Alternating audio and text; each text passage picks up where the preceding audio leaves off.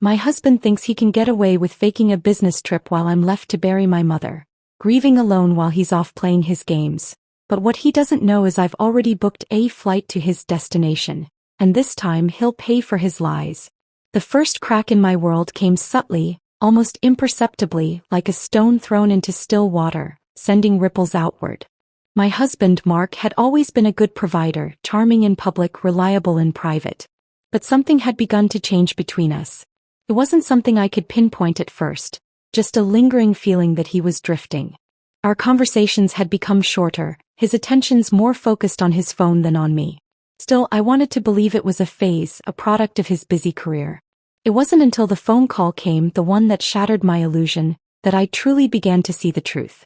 Before we dive into this journey of uncovering lies and seeking justice, I want to thank each of you for being here. If you're intrigued by stories of strength, betrayal, and the pursuit of truth, hit that subscribe button. It's free and helps us continue to explore these gripping narratives together. Now let's get started. I had been sitting in the living room, surrounded by the remnants of my mother's belongings, still reeling from the emotional weight of her sudden passing. The funeral had been a blur of faces and condolences, a series of motions I had gone through automatically, trying to hold myself together for the sake of others. But inside I was crumbling. She had been my rock, my guiding light. Now I was adrift in a sea of grief, struggling to keep afloat. Mark had been acting strangely distant in a way that I had brushed off as stress. He had told me just days before my mother passed that he would be away for a business trip, something about a potential merger with a company in another city. It made sense, at least on the surface. He had worked late nights on this deal for months. But as I sat there sorting through my mother's old photo albums, the familiar sound of his voice on the phone echoed through the house. "I'll be home in a few days," he had said. His tone had been neutral, even slightly distant. "You'll be okay?" "I'll be fine," I had replied, though the words felt hollow even to me. "Just trying to get through this." He had reassured me, or at least I thought so, but I could sense a disconnect in his voice, a detachment that unnerved me. The days that followed only amplified my unease. I found myself unable to focus, my thoughts continually drifting to him, to his absence, to what he was really doing while I sat alone with my grief. It wasn't until I happened upon his laptop that the truth began to unravel. I had gone into his office to look for a document I had misplaced, something he had promised to send me the day before. But as I opened his laptop, the screen flashed with a browser tab I hadn't seen before. It wasn't the usual work-related pages he frequented. Instead, it was a page displaying flight information. A one-way ticket to a city halfway across the country for a business meeting. I froze, my fingers gripping the edge of the desk as my heart began to race. The city he had told me he was visiting for work was nowhere near this new destination. I felt a sickening knot form in my stomach. Why had he lied? What was he hiding? My mind raced, imagining all the possibilities, none of them comforting.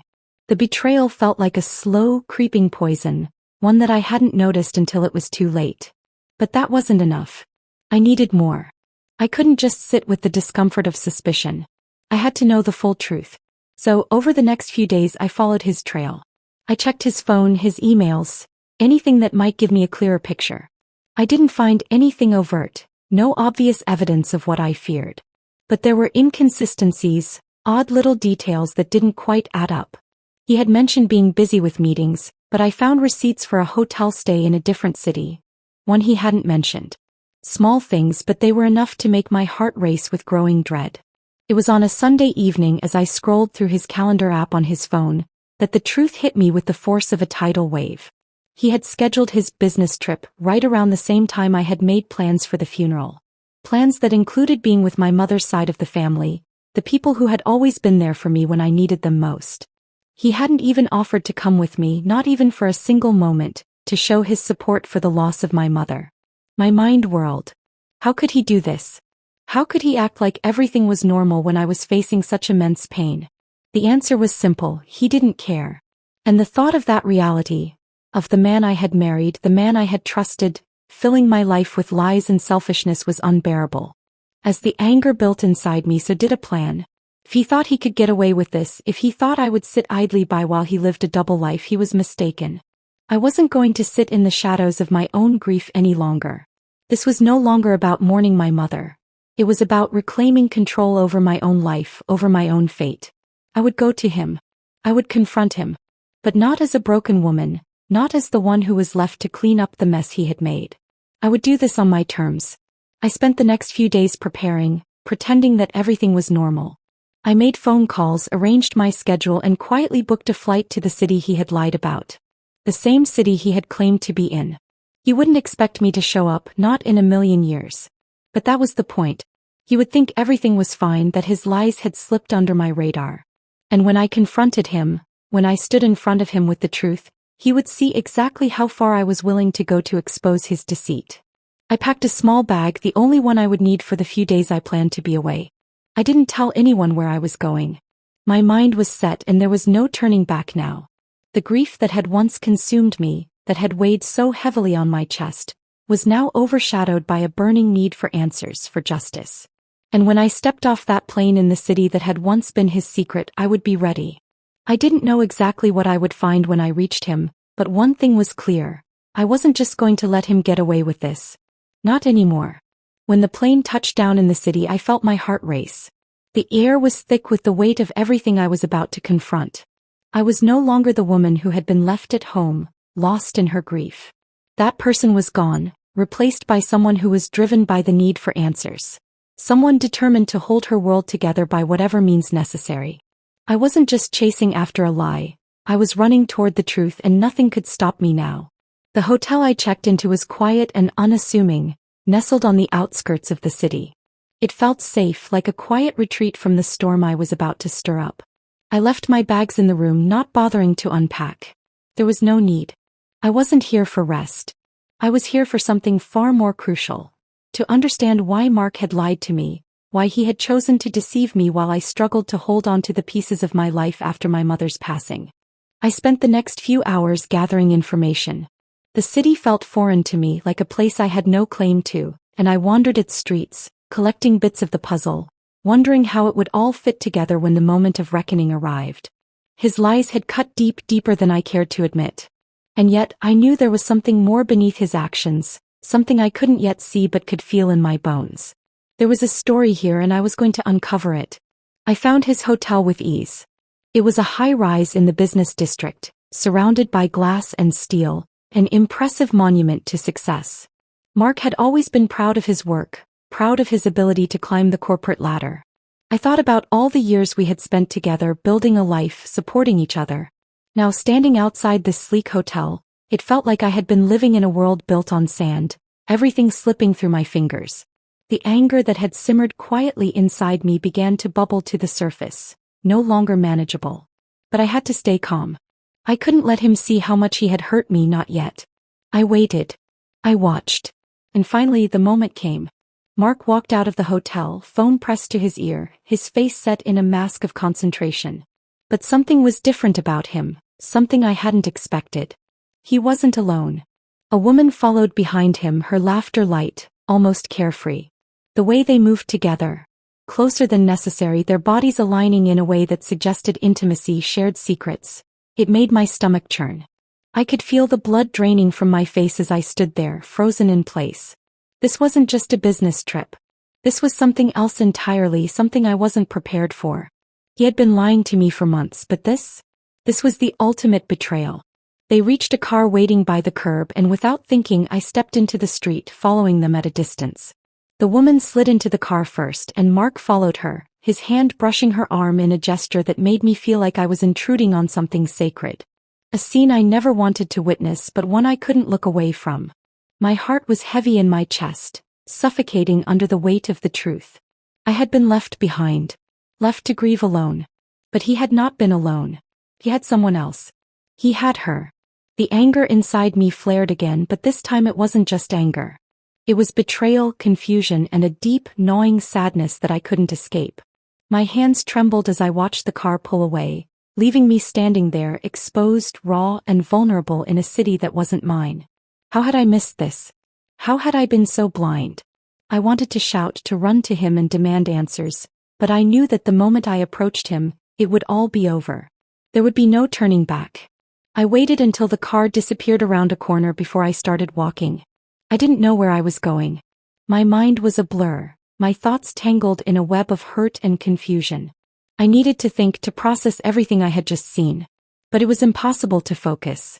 The image of him with her, their connection so casual, so easy, played over and over in my mind. It felt like a nightmare, something that couldn't be real, but I knew it was. I had seen it with my own eyes. I found myself at a cafe sitting by the window staring at nothing. I had to pull myself together. I couldn't let him see how much this hurt. I couldn't let him know that I was crumbling. If I did, he would win. He had to pay for what he had done. This wasn't just about my mother's passing.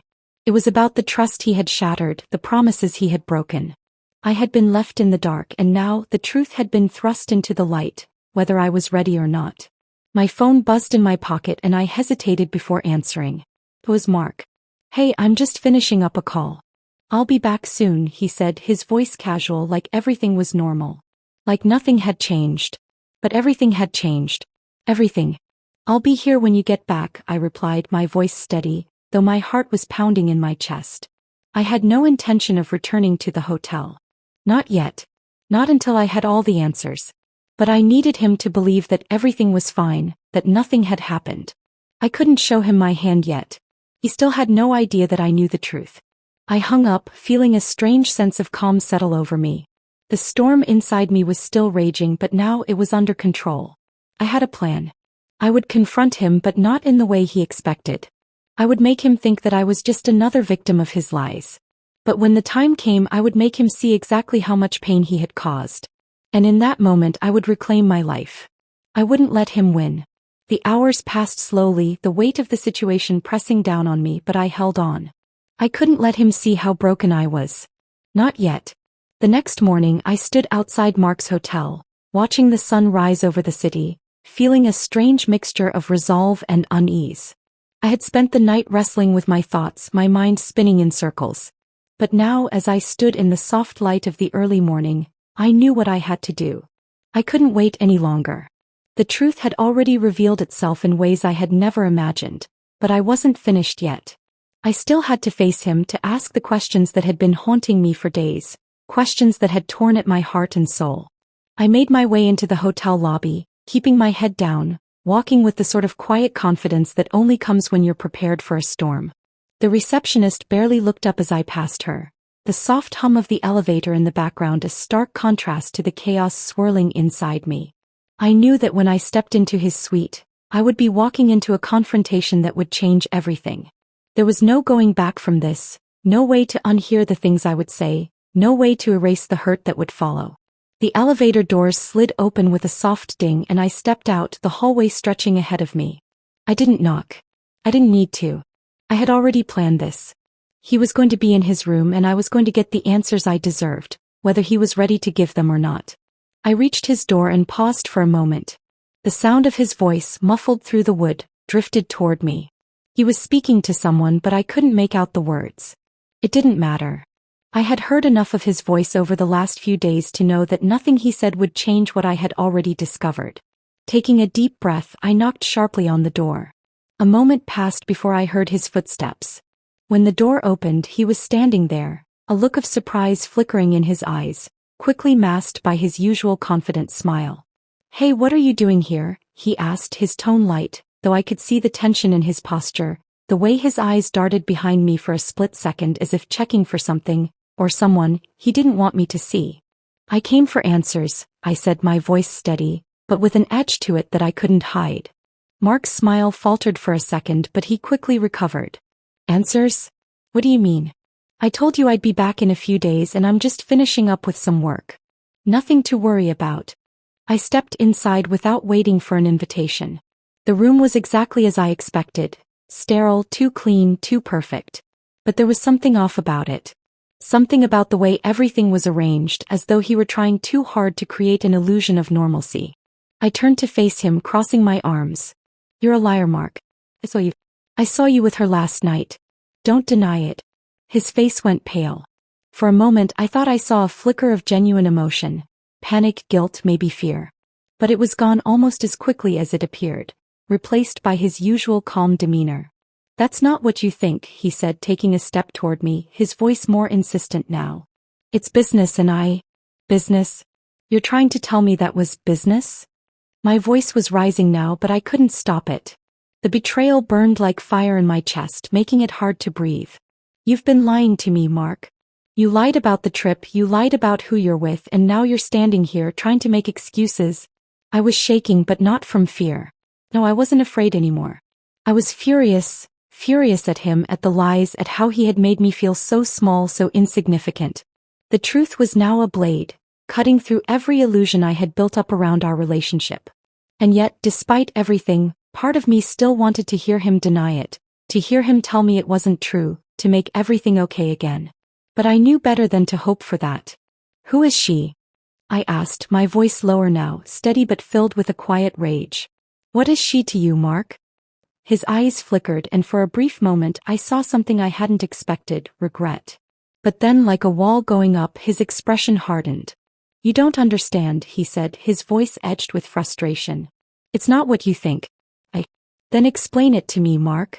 I shouted, my patience evaporating. Explain why I was left alone to bury my mother while you played these games.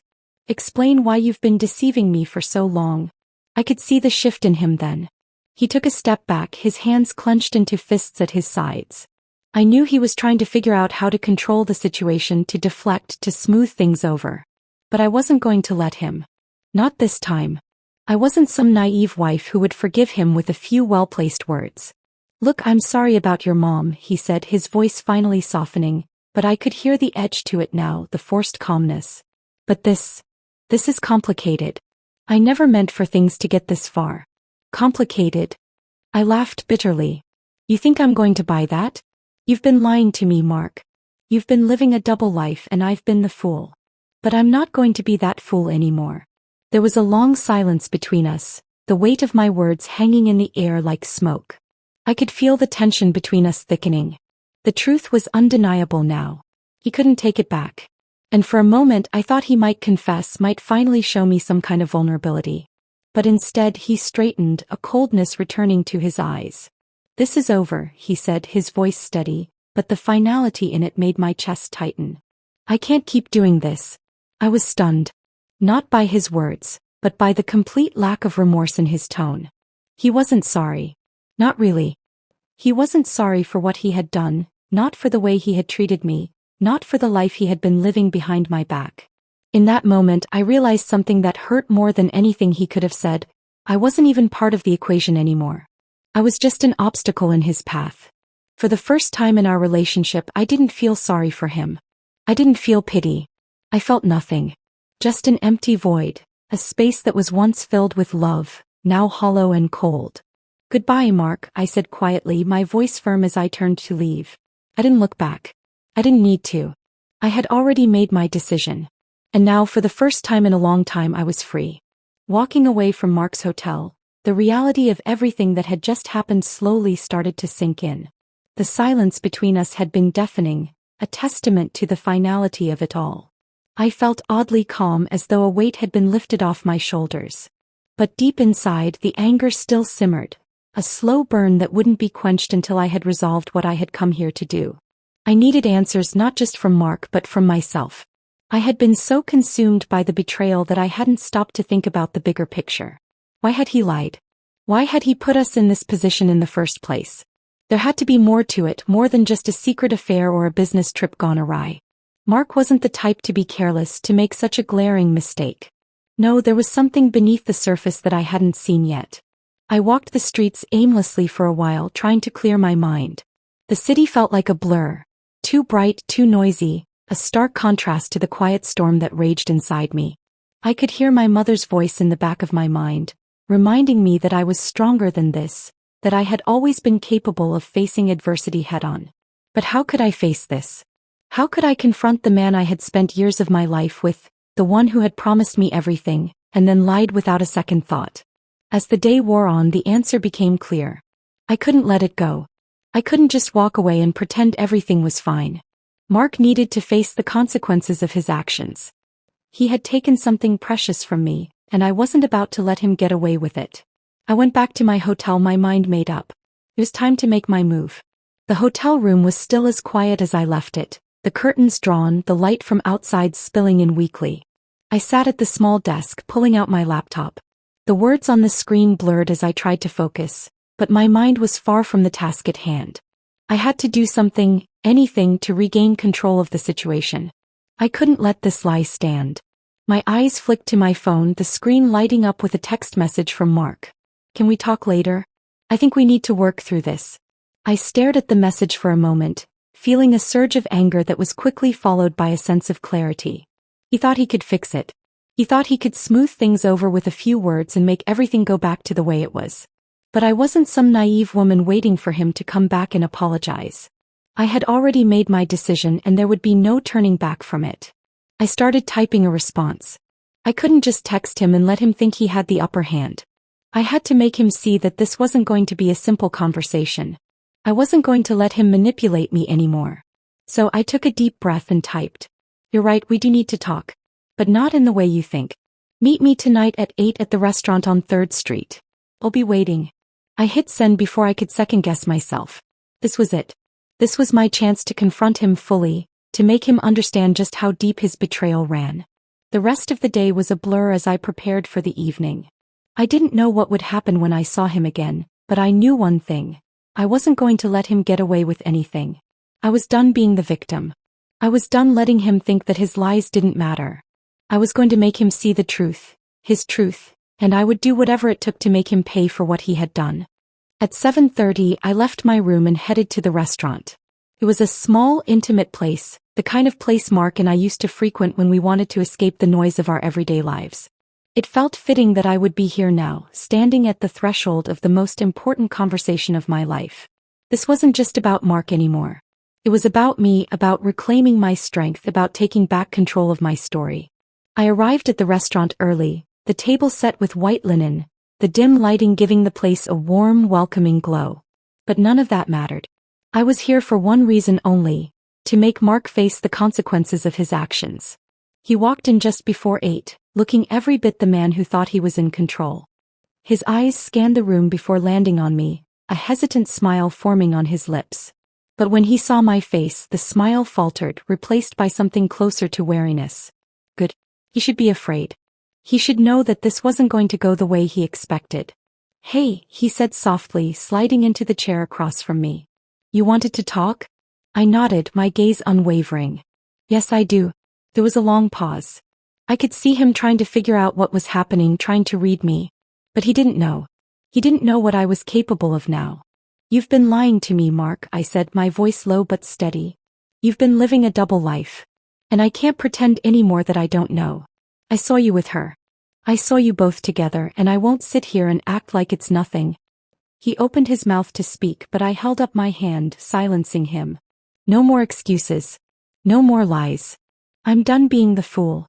I could see the panic begin to rise in his eyes, the familiar defensive mask slipping. But it was too late for him to salvage this. I wasn't the woman who would forgive him with a few smooth words anymore. I wasn't the woman who would look the other way and pretend everything was okay. "I know you think this is about her," I continued, my voice growing colder. "But it's not. This is about the lies you told me. This is about the trust you broke. And that's something you can never get back." Mark shifted in his seat, his hands fidgeting nervously, but he didn't say anything.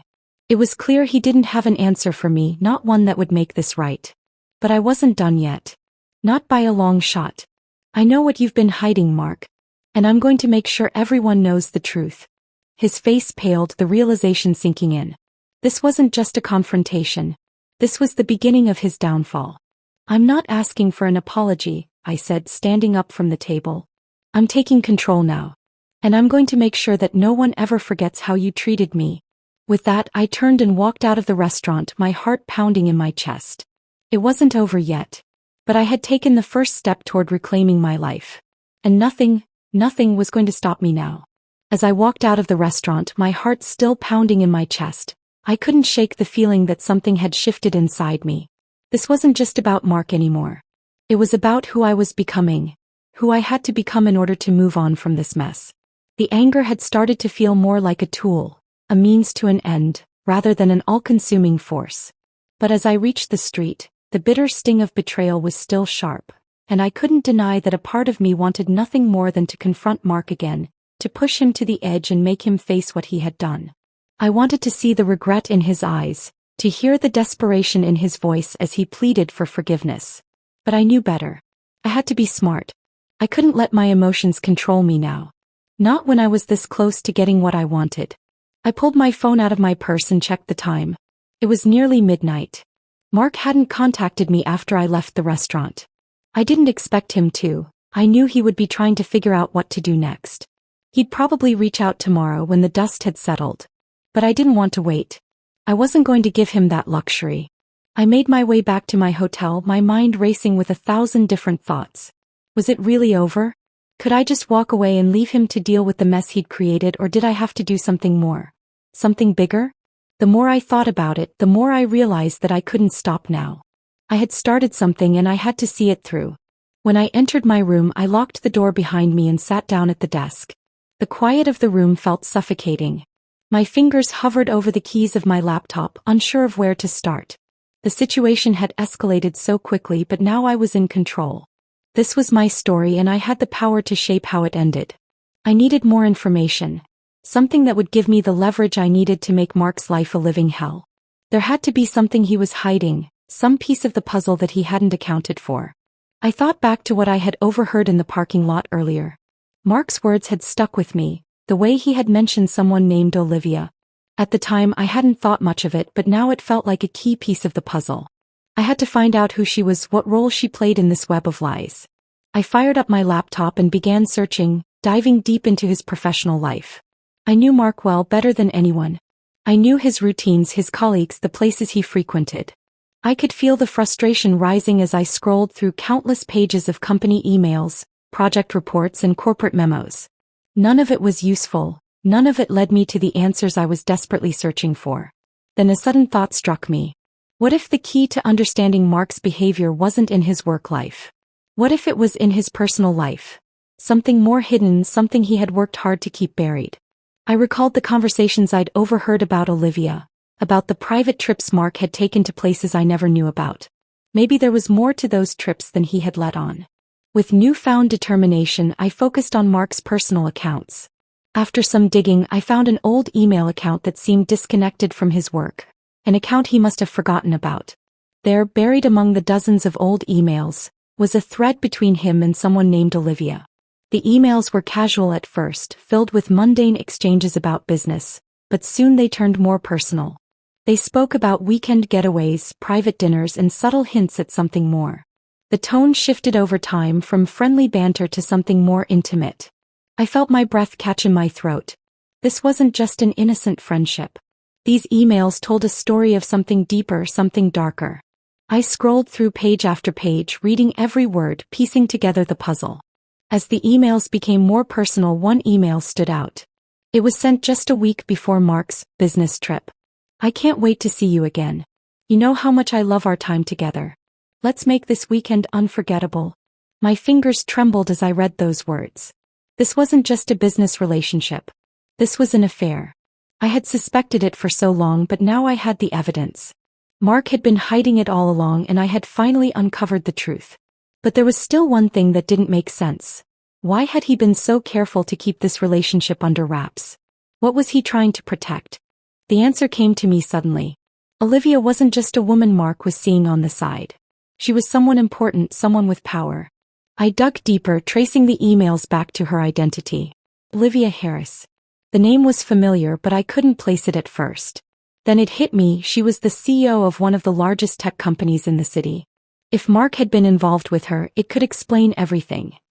His secretive trips, his sudden absences, his increasingly erratic behavior. But why had he kept this from me? The more I thought about it, the more the pieces started to fit. Olivia wasn't just an affair. She was the key to understanding everything. Mark had been playing a dangerous game, using me as his cover while pursuing a woman who could elevate his career to unimaginable heights. He wasn't just lying to me. He was lying to everyone, using me as a pawn in a much bigger scheme. I leaned back in my chair, the weight of the revelation settling over me. This wasn't just about revenge anymore. It was about exposing the truth, showing the world who Mark really was. I had to make sure everyone knew what kind of man he truly was. Someone willing to destroy everything for personal gain. I sat there for what felt like hours, turning over every detail, Every moment, every lie. The truth was ugly, but it was powerful. And I wasn't going to let Mark get away with it.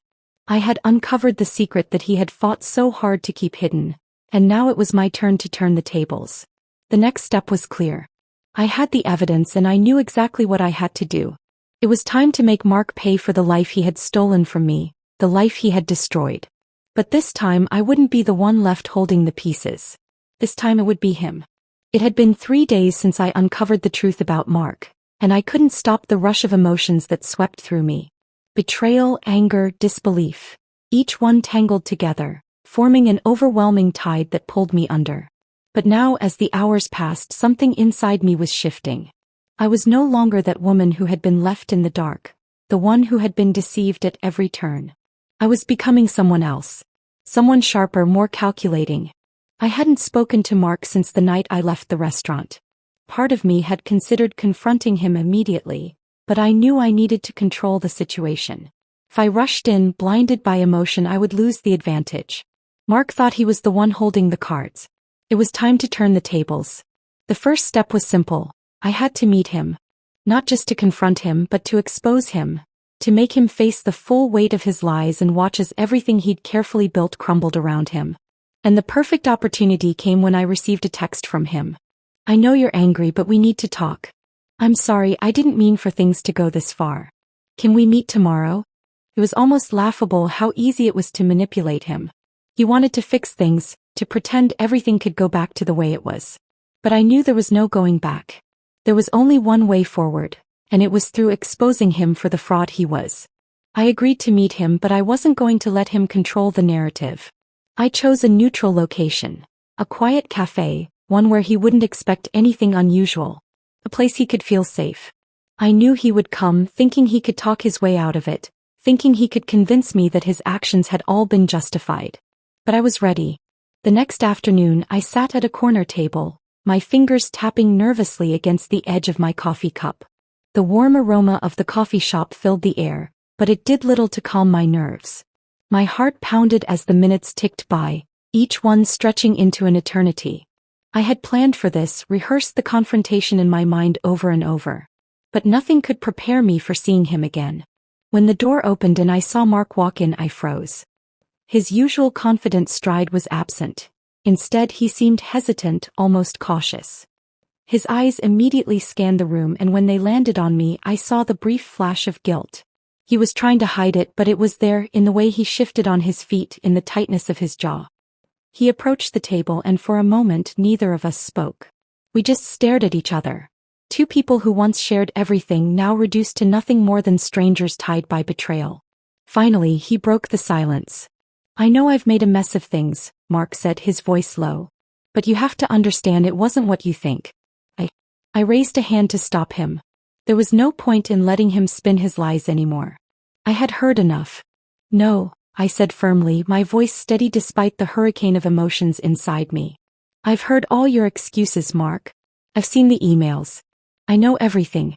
You can't talk your way out of this." Mark's face paled as I said the words. I could see the realization dawning on him. The fear, the panic. He hadn't expected this. He thought he could smooth things over with a few words, but I wasn't falling for it. "You don't get to do that anymore," I continued, leaning forward slightly. "You don't get to lie, to manipulate, to use me as a pawn in your games. You've been playing this whole time, haven't you, Mark? It wasn't just about Olivia. It was about everything, your career, your image, your ego. And you thought you could just drag me along like I was nothing. Well, I'm done." His expression shifted again, this time to something darker. The anger that had been brewing beneath his surface finally broke through. He stood up suddenly, his chair scraping harshly against the floor. I remained seated, unflinching. "You have no idea what you're talking about," he snapped. "You think you've uncovered some big secret, but you're just—" "Don't," I interrupted, my voice calm but resolute. "Don't try to turn this around on me. I know exactly who you are now.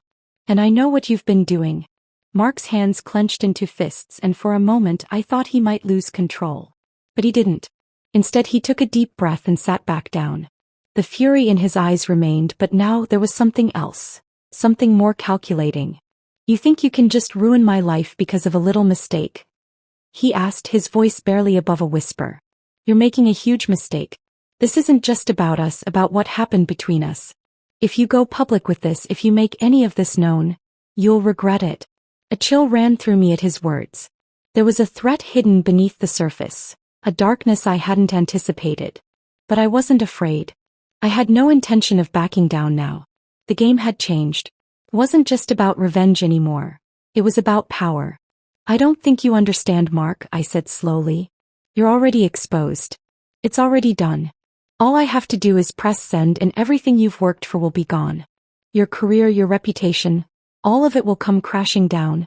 His eyes narrowed, and for a moment I thought he might try to take control again. But this time I wasn't giving it up. I held the cards now, and he knew it. The tables had turned. Who do you think you are? He spat, the anger rising again. You're not some saint. You think you're better than me? This isn't about you, it's about me. You're just another person who got in my way, just like all the others. I didn't flinch. No, Mark. This is about you.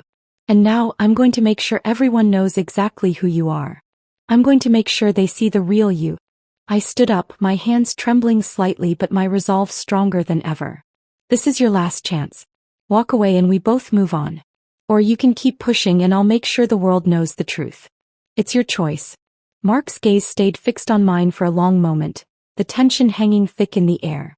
Finally, he exhaled as if resigned to his fate. I'll walk away, he muttered, his voice barely audible. But don't think this is over. I didn't respond. I simply turned and walked away, feeling a weight lift off my shoulders with every step. The battle wasn't over, but for the first time I felt like I was finally in control. As I walked out of the cafe, the cool evening air brushed against my skin, grounding me in the reality of the moment. Mark's words echoed in my mind, but I pushed them aside. He wasn't in control anymore. I had won the battle, but something gnawed at me, something deeper than the satisfaction of seeing him crumble. The truth had come out, and yet I couldn't shake the feeling that I was stepping into unknown territory. The city felt different now. As I made my way back to my apartment, the familiar streets seemed unfamiliar, as if I was seeing everything for the first time. There was a weight in the air, a quiet tension that hadn't been there before. It wasn't just Mark I had to deal with anymore. It was the ripple effect, the consequences of exposing him for the fraud he was. I couldn't deny it. What I had done wasn't without its price. As much as I hated Mark, as much as I wanted him to face the full weight of his actions, I knew there would be others who would be caught in the fallout. I had already begun to feel the pressure mounting, the sudden withdrawal of a few of my own professional contacts, the whispers that seemed to follow me wherever I went. It was inevitable, wasn't it? People didn't like to face the truth when it was uncomfortable, especially when the truth threatened to expose them as well. I couldn't go back though. I had made my choice. Mark had underestimated me, thinking that I would cower, thinking that I would beg for forgiveness. But that wasn't who I was anymore. I had become someone different in this journey, someone stronger. That evening I sat alone in my apartment, staring out the window. The city lights twinkled in the distance, casting an almost peaceful glow over everything, yet I could feel the storm brewing within me. Mark had walked away from our meeting, but I knew he wouldn't stay quiet for long. The wheels in his mind were already turning, plotting his next move. The question was, would he take it further? Would he go down with everything, or would he try to redeem himself by dragging me down with him? It wasn't just about Mark anymore. It was about everything he represented. The world of ambition and power, where people like him thought they could trample on anyone in their way. But I had seen through his carefully constructed facade, and now there was no going back. The phone rang, pulling me from my thoughts. I glanced at the screen and saw a name I hadn't expected, Olivia. My heart skipped a beat. She had been a shadow in my investigation, a ghost in the background, but she was now very much a part of this story. I hesitated for a moment before answering. Olivia? Her voice was calm, almost too calm when she spoke. I know you're angry, but we need to talk. Talk? I said, the edge of disbelief creeping into my tone. After everything? Now you want to talk? She didn't seem fazed by my response. It's not what you think. I'm not calling to defend Mark or his actions. I'm calling because I think you need to understand the bigger picture. I felt a flicker of curiosity despite myself. What bigger picture? There's nothing you can say that will change what I know. Olivia paused for a moment, and when she spoke again, her voice was softer, almost pleading. You're making a mistake if you think Mark is the only one at fault here. You have no idea what's really going on, do you? Her words hung in the air, a challenge I hadn't been expecting. There was a new urgency in her tone, something that made me pause. What are you talking about? There was a long silence before she spoke again, her voice now a whisper as if she was afraid someone might overhear. Mark is just a pawn in all of this. You think he's the one who's been pulling the strings, but you're wrong. He's been manipulated too. And now so have you. I leaned forward, a chill running down my spine. What do you mean? Are you saying he didn't know what he was doing? Olivia's laugh was bitter, tinged with something darker. No, he knew exactly what he was doing. But he didn't have a choice. None of us did. You're not the only one who's been played, you know. Mark may be the face of this, but there's a much bigger game at play.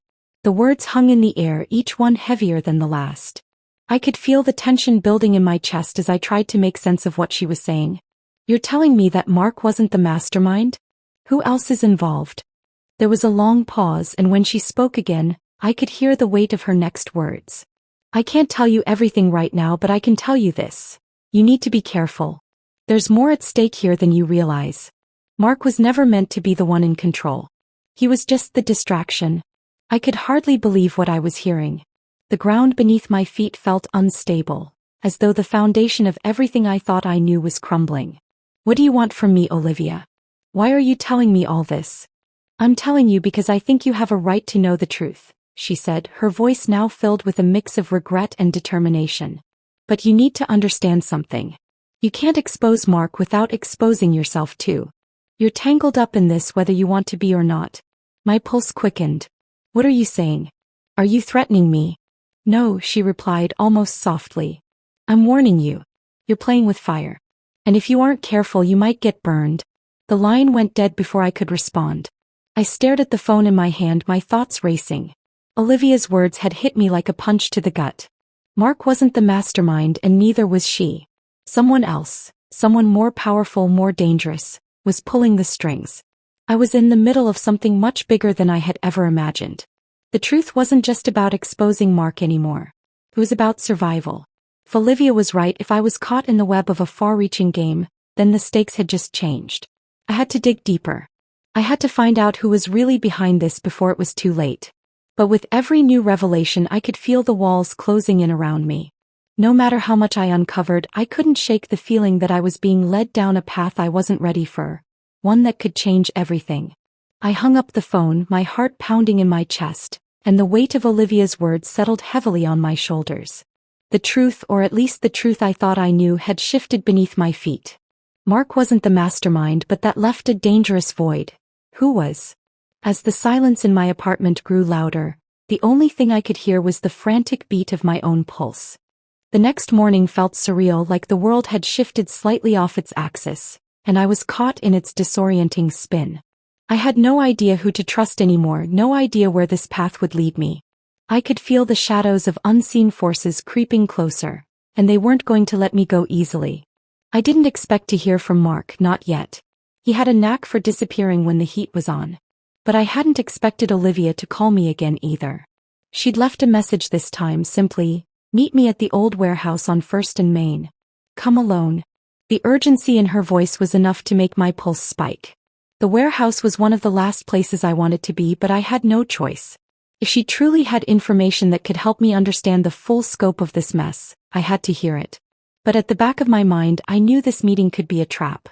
I made my way there in the dead of night, the streets eerily quiet as I walked, my shoes clicking on the pavement like a ticking clock. The old warehouse loomed in front of me, its steel beams rusted and forgotten by time. A cold wind swept through the alleyways, sending a shiver down my spine. I hesitated at the door, a bead of sweat trailing down my temple despite the chill in the air. There was something unsettling about this place, something that made me feel like I was walking into a storm. I pushed open the door and stepped inside. The interior was dimly lit by a few flickering lights. Shadows danced on the walls, and the faint smell of mildew filled the air.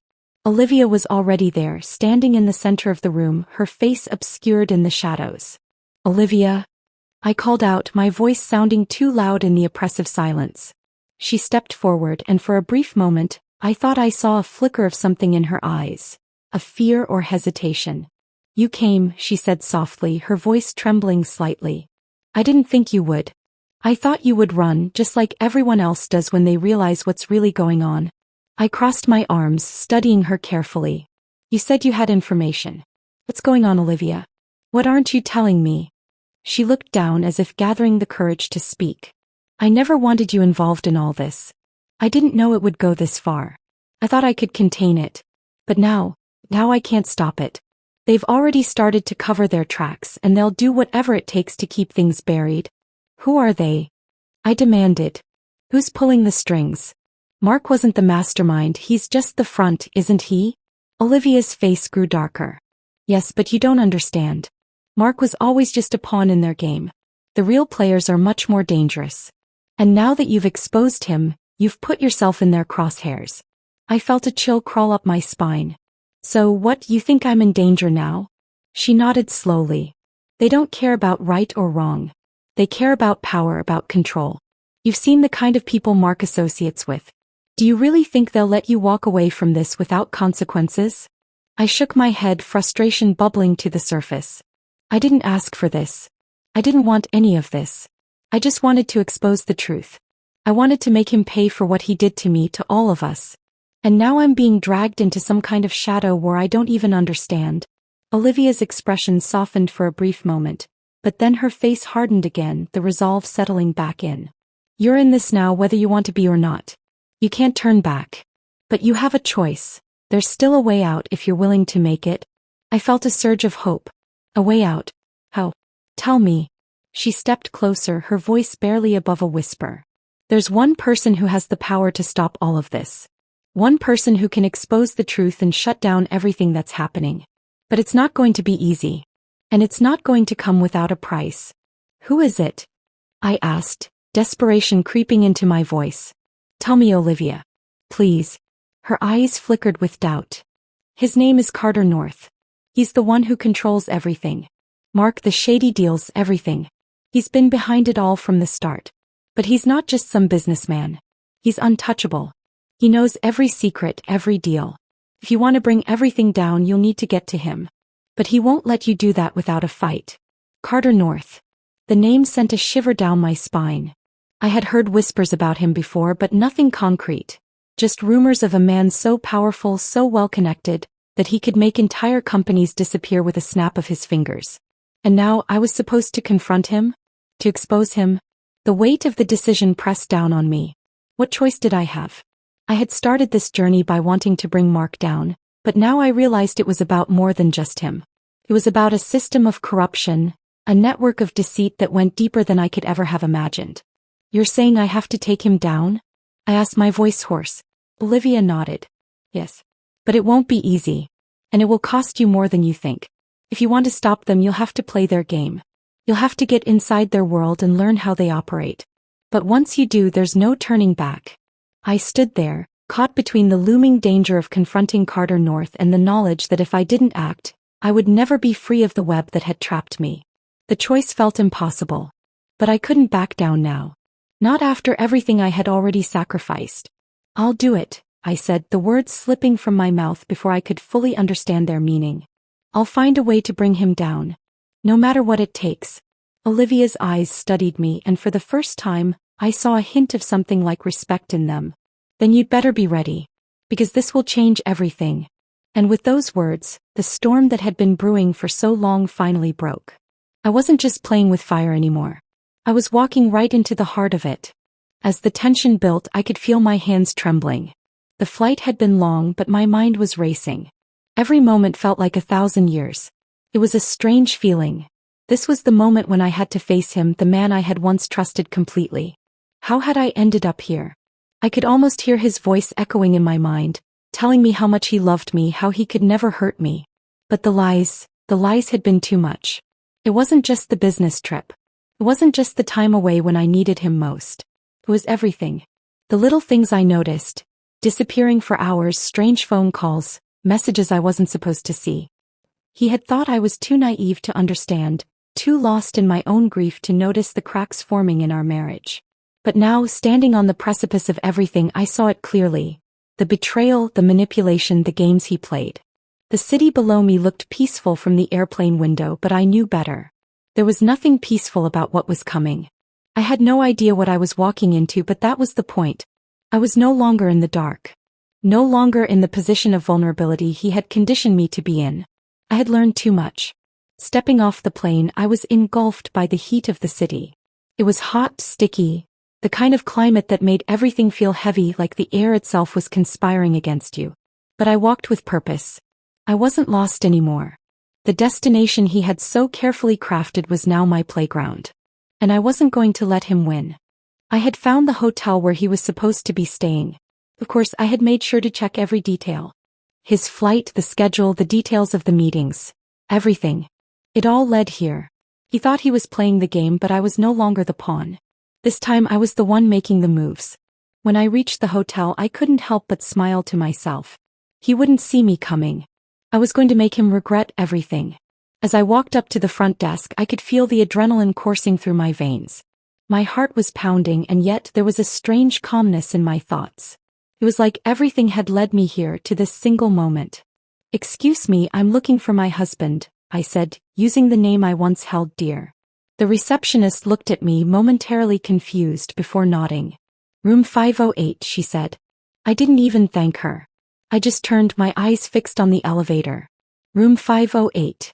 A small number, but it carried so much weight. The doors opened, and as I stepped inside, I could feel my heartbeat in my throat. What was I going to say when I saw him? What was I going to do? I wasn't sure. But I knew one thing: he had to face the consequences. The elevator dinged. The door opened. There it was, room 508. I knocked, the sound of my knuckles against the wood echoing through the silence. There was a pause. A shift. Then the door cracked open slightly and I saw his face. The same face I had trusted, loved, built a life with. His eyes widened for a fraction of a second, just enough for me to notice. But he quickly masked it with a forced smile. "What are you doing here?" His voice was calm, too calm. Almost like he had expected me. I didn't answer immediately. I just looked at him, taking in the way he seemed, almost too composed, too relaxed. As though he had been prepared for this moment, for me to finally uncover the truth. But how much of the truth? I needed him to reveal everything. To break. And in that instant I realized, I didn't need to speak a word. My presence here was the truth he feared most. "What's going on, Jack?" I asked, my voice barely above a whisper, but it held weight. He hesitated. "It's not what you think." "No," I interrupted, stepping closer. "Don't even try that. I know exactly what's been going on. I know about the meetings, the lies, the other people you've been involved with. Don't try to play this off like it's nothing." His eyes shifted. Something broke in them. The confident mask he had worn for so long cracked. "You don't understand," he said, his voice faltering for the first time. I understand more than you think," I said, my voice steady now, each word carrying more weight than I had ever imagined possible. "You thought you could get away with everything. You thought I was just going to sit back and let it all slide." He stepped back, his face pale now. But I wasn't done. I wasn't just here to confront him. I was here to take back my life, to demand the closure I had been denied for so long. "You think you've won, Jack, but you haven't," I said, my voice colder now, every ounce of fury and pain I had been holding in coming to the surface. "This game ends now." There was a long silence. The air between us thickened. And then, with a slow, deliberate movement, I turned and walked away. I didn't need to hear his excuses, his lies. I had already won in more ways than one. As I walked back down the hall, my phone buzzed. A text message from a friend, one who had known my struggle. "You're free now," it read. And that's when I realized, for the first time in a long while, I was no longer bound by the chains of lies. I was free. The truth had set me free. My husband drove me to a restaurant for our anniversary, but when we got there, he walked right past me and sat with another woman. I quietly left without a word. A week later, his new love emptied his bank account and vanished. It was supposed to be a night to remember. Our anniversary, a celebration of everything we had built over the years. The reservation had been made weeks in advance, and I could feel the anticipation as my husband, Alex, drove us through the city streets. I couldn't help but smile at the thought of how far we had come together. We'd been through so much, and this evening was supposed to be a moment of reflection. A chance to look back at all the love we had shared. I couldn't wait to spend the night with him, just the two of us. Before we dive into this story of betrayal and redemption, I want to take a moment to thank each of you for being part of this journey. If you're finding strength in these tales of empowerment and personal growth, consider subscribing. It's completely free and helps us continue building this supportive community. Now let's jump into the story. But as we pulled up to the restaurant, something felt off. The usual excitement I felt when I was with him started to fizzle out. I shook it off, trying to focus on the positive. We parked and Alex got out first, opening my door with a smile. He always knew how to make me feel special, especially on our anniversary. "Let's make this a night to remember," he said, holding out his hand. I smiled, taking it, but the knot in my stomach only tightened. I couldn't put my finger on it, but something was different. As we walked inside, I noticed that the place was buzzing with energy. Couples celebrating their own milestones, people laughing, glasses clinking. But the moment I stepped into the restaurant, something unexpected happened. I saw her. A woman, sitting at a table in the corner of the room. She was laughing and my heart sank. Her face was familiar, but I couldn't immediately place her. It didn't matter. What mattered was the way Alex looked at her. He walked ahead, pulling me along, but I noticed his pace quicken as we approached her table. I felt my breath catch in my throat. For a second I thought maybe it was just coincidence, a fleeting glance, something insignificant. But as we got closer, my heart shattered. Alex didn't stop. He walked right past me, ignoring my presence completely. I froze in my tracks, watching in stunned silence as he sat down at the table across from her. He smiled at her, a warm, inviting smile that I hadn't seen in a long time. The kind of smile I thought was reserved for me. I couldn't breathe. My mind raced, unable to process what was happening. My feet felt rooted to the ground as I watched the scene unfold. He didn't even look back at me. No apology. No acknowledgement. Just him sitting there with her as if I were invisible. The woman's laughter echoed in my ears as if mocking my entire existence. How long had this been going on? Had I missed the signs? The questions flooded my mind, but none of them made sense. In that moment, a wave of coldness washed over me. I could feel my chest tightening, my stomach turning. Was this real? Was he really doing this to me? Our anniversary of all nights. I thought we were past the lies, the misunderstandings, everything that had threatened our marriage in the past. But this was a new low. I had always believed in us, in the strength of our bond. But now everything felt like a lie. I turned away, my heart sinking with every step I took. I didn't say a word to him. There was no point. What could I possibly say that would make any of this right? I wasn't going to make a scene. I wasn't going to beg him for the attention and respect I deserved. I wasn't going to stand there humiliating myself further. I walked out of the restaurant, my heart racing as I stepped into the night air. The cold wind felt like a slap against my face, but it didn't faze me. I just needed to get out. I needed to breathe. The anger and sadness swirled inside me like a storm, threatening to take me over. But I wasn't going to cry. Not here. Not now. As I got into my car, I glanced at the restaurant one last time. I could see him through the window, his back to me, laughing and talking to her as if I had never existed. I clenched my fists on the steering wheel, the tears threatening to spill. But I held them back. I wasn't going to let him see me break. Not like this. I drove aimlessly for a while, not really knowing where I was going. The streets blurred around me, just like the thoughts in my head. How had things gotten here? We had built a life together. We had dreams, plans for the future.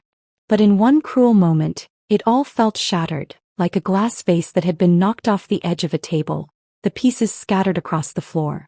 I pulled into a parking lot, parking the car, but I didn't get out. I just sat there staring ahead. What had I missed? How had I been so blind? I thought back to the last few months. The distant looks, the late nights at work, the excuses. Had he been seeing her for weeks? Months? Was she the reason he had been so distant, so emotionally unavailable? I wasn't sure how long I sat there, but eventually I knew I had to go home. I had to face him. I had to hear the explanation, the excuse he would offer. I had to hear him lie to me once more. But as I drove back, I couldn't help but feel something rising inside me. A feeling I hadn't experienced before. It wasn't just hurt. It was anger. Pure, unfiltered anger. How dare he? How dare he betray me like this? On our anniversary, no less. When I arrived at the house, the door creaked open as I stepped inside. I found him sitting on the couch, his jacket casually thrown over the back. He looked up at me, his face expectant as if nothing had changed. He didn't say a word. I didn't either. I just stood there for a moment taking in the sight of him, the man I had loved for so long, the man who had just broken me. What happened? He finally asked, his voice a little too casual. I didn't respond. I couldn't. The words were stuck in my throat. How could I possibly put into words what I was feeling right now? How could I explain the sense of betrayal that cut deeper than anything I had ever known? Instead, I just turned and walked to the bedroom, closing the door behind me. I didn't know what to do. I didn't know where to go from here. But one thing was clear. I couldn't stay in this marriage any longer. I had been pushed to my breaking point. But even though I felt broken, something inside me told me I wasn't done. Not yet. I would make him regret this. He had no idea what was coming. The room was quiet, the sound of the clock ticking slowly marking the passage of time. I sat on the edge of our bed trying to process everything that had just unfolded. The shock was wearing off, but the pain was still fresh, a sharp ache in my chest that refused to fade. I had been with Alex for so long, it felt impossible to imagine my life without him. Our journey together was supposed to be a story of love, a story of two people who had weathered storms and come out stronger on the other side. But now, as I sat there, everything I had thought we shared seemed like a distant memory. We met in college and it felt like fate. I remember the first time we spoke, his smile was warm, his eyes kind, and there was something about him that immediately made me feel safe. He was the kind of person you could talk to for hours, and before I knew it, I found myself drawn to him in a way I had never felt before. Our connection was instant, electric, and I knew that he was the one. We laughed, we argued, we built a life together. But no matter what, we always came back to each other. Our relationship wasn't perfect. Like any couple, we faced challenges. There were times when we disagreed, when we felt distant from each other, but we always found a way to work through it. Alex was never one to shy away from a difficult conversation. He was strong, determined, and often the rock I leaned on. When things got tough, I knew I could count on him. He had always been there for me, supporting my dreams, lifting me up when I felt down. Our love was something I had always believed in. It was deep, unwavering, and genuine. We had built a life together, one that I thought was solid, one that I thought was unbreakable. We bought a house, adopted a dog, and even started talking about having children. It was everything I had ever wanted, and I thought he felt the same. The anniversary dinner we had planned was just another milestone in our journey. It was supposed to be a celebration of our years together, a reminder of how far we had come. Little did I know it was the beginning of the end. I had always trusted Alex. I had never questioned his loyalty, his love for me, or his commitment to our marriage. We were partners, and I thought we understood each other in ways that no one else could. He was my best friend, my confidant, my person. We made decisions together, shared our hopes and fears, and built a future that seemed bright and full of possibility. In my mind, we were invincible. But the moment he walked past me and sat down with that woman, everything changed. The trust that I had built so carefully over the years shattered in an instant. It was like a rug had been pulled out from under me, and I was left standing there, unsure of what to do or where to go. The image of him sitting there, smiling at her, talking to her as if I didn't exist, burned into my mind. I kept asking myself, how long had this been going on? Was I really so blind to what was happening right in front of me? All the moments that had seemed insignificant now felt like clues I had ignored. Late nights at the office, the strange texts on his phone, the way he had become distant over the past few months. I thought back to the last few weeks, trying to pinpoint where things had started to unravel. Had I missed the signs? I remembered how he had seemed so preoccupied lately, always distracted, never fully present. He would come home from work late, his mind clearly elsewhere, and I'd brush it off as stress from his job. He had always been a workaholic, so I never questioned it. But now, in the wake of this betrayal, I couldn't help but wonder if it was all a facade. If the late nights and the distance had been his way of making space for someone else.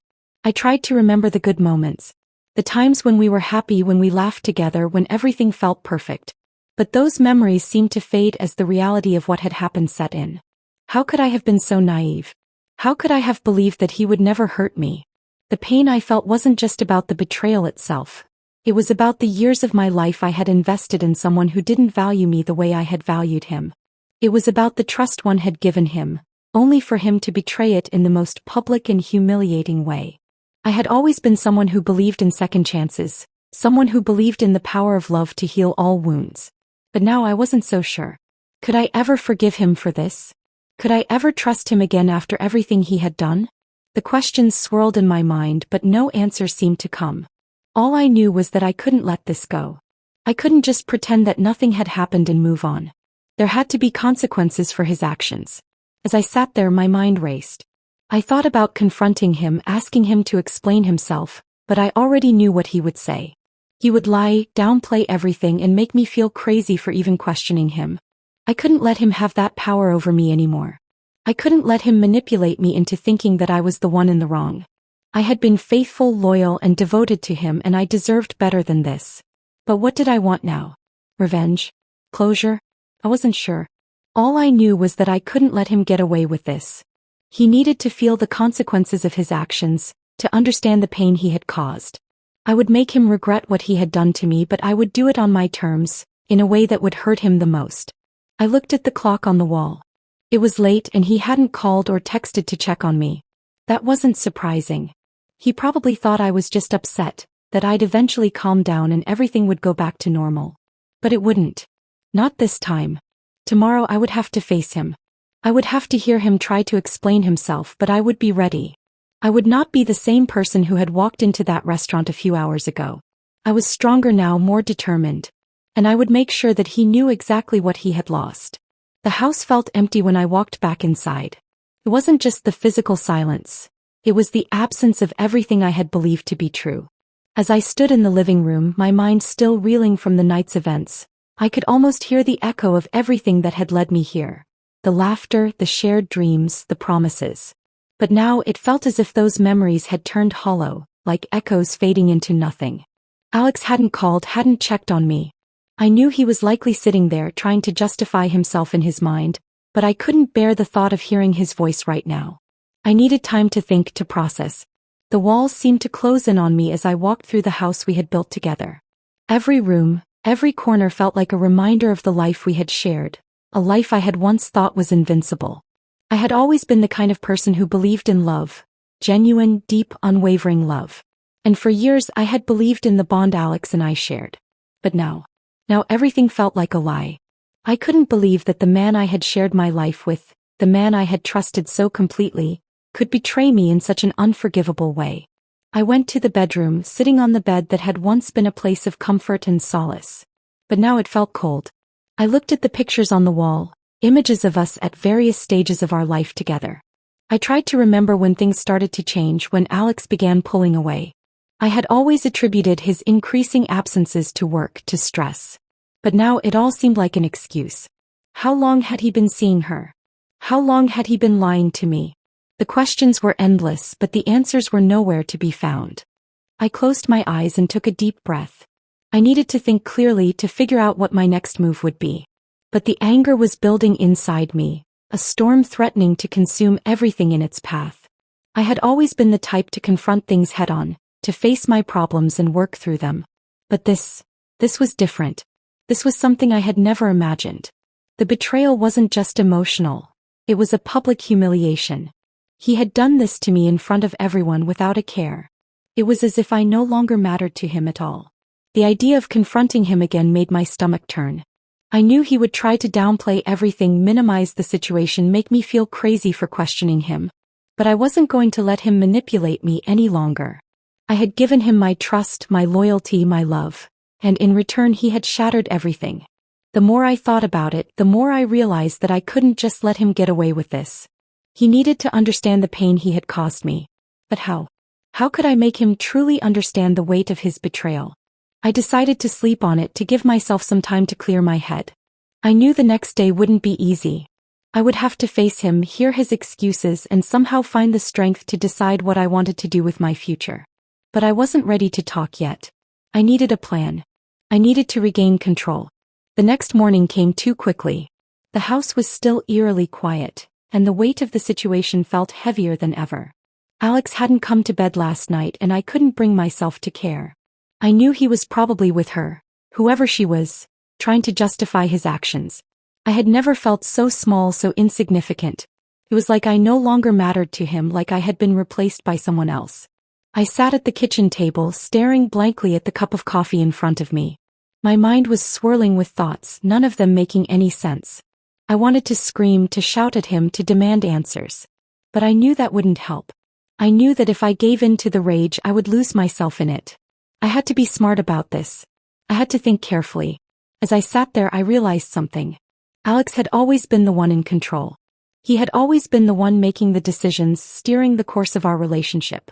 But now things had changed. I was in control. I didn't need his permission, his explanations. I didn't need anything from him anymore. The power had shifted. And in that moment, I knew that I was going to make him regret what he had done. I stood up, walking toward the living room. I needed a distraction, something to clear my mind, something to focus on other than the chaos swirling around me. I grabbed my phone, scrolling through my contacts, looking for someone to talk to. But then I stopped. I didn't want to talk to anyone. Not yet. I needed to be alone to figure out my next step. I started pacing, trying to work through the emotions that were consuming me. Anger, pain, betrayal. They all collided within me, each one more intense than the last. I had spent so many years believing in Alex, believing in us. But now everything was falling apart. And I couldn't just sit back and let him get away with it. I thought about my options. I could confront him, demand the truth, make him admit what he had done. But part of me knew that wouldn't be enough. Part of me knew that simply hearing him say the words wouldn't make the pain go away. I needed more than that. I needed to feel like I had regained control over my life, over my choices. I needed to make him feel what I was feeling, to make him understand the gravity of what he had done. The more I thought about it, the more a plan began to form in my mind. I wasn't going to let him off the hook so easily. I wasn't going to let him think that everything would just go back to normal, that he could continue with his life while I picked up the pieces of mine. No, I was going to make sure he understood what it felt like to be betrayed, to be treated like an option rather than a priority. I picked up my phone again, this time dialing a number I hadn't dialed in years. It was a number I had always kept in the back of my mind, just in case. The person on the other end picked up after a few rings. "Hey," I said, my voice steady despite the storm inside me. "I need your help." I knew what I had to do. After a sleepless night, a flood of emotions and a torrent of thoughts, one truth became clear. Alex needed to feel the consequences of his actions. But I couldn't just let my anger take over. I needed to be strategic. I needed to think things through carefully so that when the moment came, the impact would be undeniable. I wouldn't be reactive. This would be methodical, calculated, and ultimately, it would leave him questioning everything he had taken for granted. The more I thought about it, the more I realized that this wasn't about the woman he had been with. It wasn't just about their betrayal. It was about the way he had treated me for years. How he had dismissed my feelings, neglected my needs, and made me feel invisible. This wasn't just a love story gone wrong. This was a story of disrespect, of taking someone for granted, and I wasn't going to let it slide. He had spent months living a double life, and now it was time for him to see the cost of his actions. I took a deep breath and sat down at the kitchen table, my phone in front of me. It was time to put my plan into motion. But I needed help. That's why I had called someone from my past. The one person who understood the art of taking back control. My old friend Sarah. She was sharp, clever, and always a few steps ahead of everyone else. We hadn't spoken in a while, but I knew she would understand why I needed her now. She had always been good at navigating the chaos of life, and right now I was drowning in it. When Sarah answered the phone, I could hear the surprise in her voice. "Hey, long time no talk. What's going on?" I took a deep breath, steadying myself. "I need your help, Sarah. It's serious." She paused, probably sensing the gravity in my tone. "Of course. What's happening?" And that's when I told her everything. The betrayal, the humiliation, the way Alex had completely disregarded me. I explained how I had been faithful, how I had given everything to this relationship, only for him to treat me like I didn't matter. I knew she could understand my pain. She had been through her own heartbreaks, and while I never expected her to exact revenge on my behalf, I knew she would give me the advice I needed to take action. Sarah listened carefully, offering words of support and encouragement. "You don't deserve any of this," she said softly. "But don't do anything hasty. You're smart. You've got this. You just need to think about what's going to hurt him the most." Her words echoed in my mind as I hung up the phone. He was right. I couldn't let my emotions dictate my actions. I had to stay focused, stay calm, and make sure that every move I made was deliberate.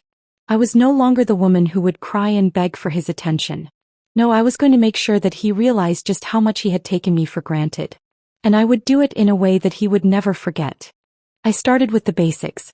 I knew that Alex's pride was one of his most defining characteristics. He cared about appearances, about status, about what people thought of him. I had always admired his ambition, his drive to succeed, but now I would use that against him. His ego was fragile, and that was the first thing I would target. I began by reviewing the financials. His investments, his business dealings, the accounts he had been managing for years. I wasn't just his wife. I had been his partner in many ways, helping him with decisions, advising him on matters, and understanding the intricacies of his business. It didn't take long to uncover a few discrepancies, some questionable transactions that could be exposed. It was nothing criminal, nothing that would land him in jail, but it was enough to cause a scandal. A well-timed leak, a little whisper in the right ears, and his reputation would take a major hit. The thought of it sent a surge of adrenaline through me. This was going to be my first move. I wouldn't make it public immediately. No, I would wait for the perfect moment. But that wasn't enough. I knew that he had a weakness that went beyond business. He had always valued his friends, his circle, the people who made him feel important. That was where I would strike next. Alex had always been the life of the party, the one who made everyone laugh, who charmed his way into people's good graces. But over the years I had witnessed how he treated the people closest to him, how he would belittle them when he thought no one was watching, how he would use his status to manipulate situations in his favor. I had always overlooked it, convinced that it was just a byproduct of his ambition. But now it became clear that this was another area I could exploit. I reached out to a few people from his past, former colleagues, friends, even some business partners who had been burned by him over the years.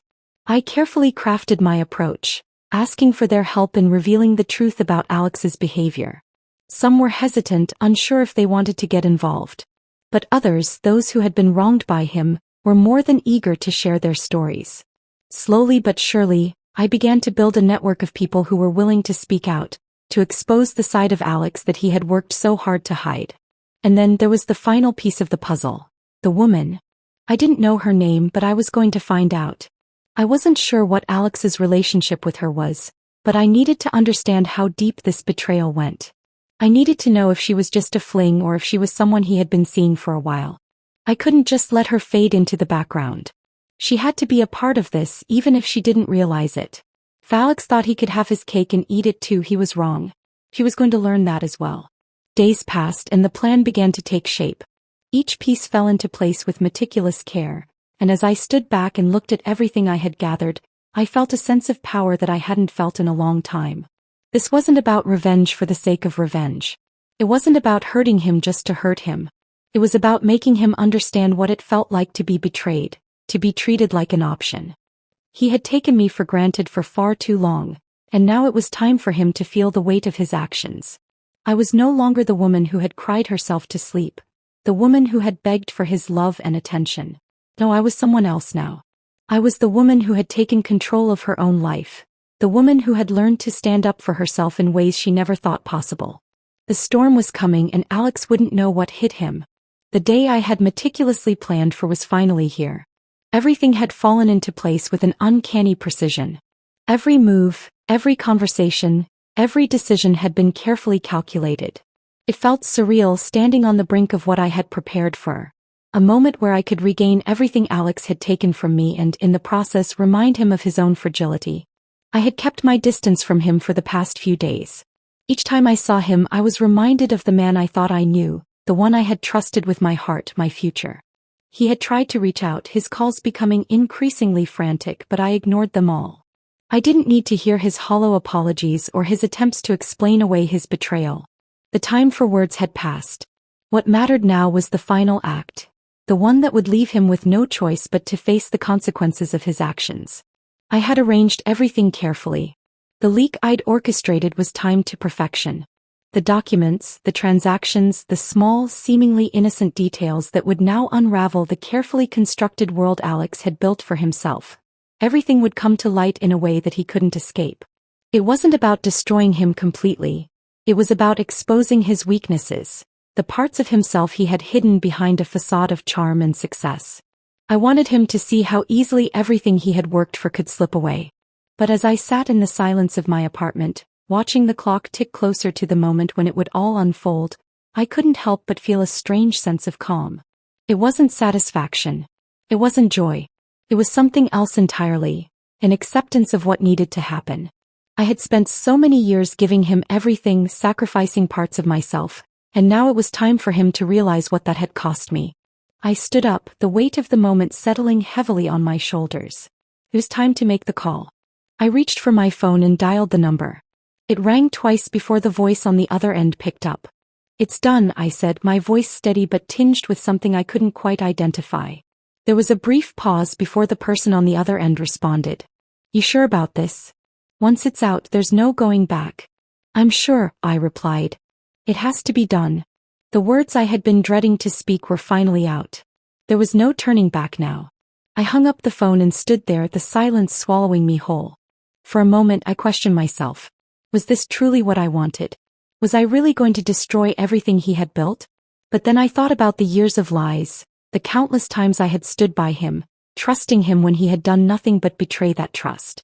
Well, this wasn't about destruction. This was about accountability. This was about making him realize what it felt like to lose everything. The minutes stretched on, and I could feel the anticipation building, coiling tightly inside me. It wasn't until the phone buzzed that I realized I had been holding my breath. The message was short, but its impact was immediate. "The leak is out. It's happening." My heart raced as I opened the message. The documents had been sent, the truth exposed. Alex's financial dealings, his questionable business practices, all of it was now out in the open. There was no denying it now. The first domino had fallen and there was no way to stop the chain reaction. But that wasn't all. I had another card to play, the woman. The person who had been at the center of it all. I had spent the past few days digging, talking to people, piecing together the details. I had learned more about her than I cared to. She wasn't just some random fling. No, she had been part of Alex's life for longer than I had realized. And now she was about to become a pawn in my plan. I had reached out to her, under the guise of a friendly conversation. I didn't reveal who I was right away, but I played the part of someone sympathetic, someone who was just trying to understand what had been going on. She had been more open than I expected, and through our conversation, I learned just how deep the affair had gone. She had no idea who I was at first, but when I dropped the bomb, that I was Alex's wife, the silence on the other end of the phone was deafening. I could hear her scrambling to come up with an explanation, but there was no excuse that could fix what had happened. I kept the conversation brief, but in that short amount of time, I had gathered everything I needed. I knew that Alex had underestimated me. He thought he could keep his two worlds separate, but I was about to bring them crashing together. I wasn't going to let this woman walk away unscathed.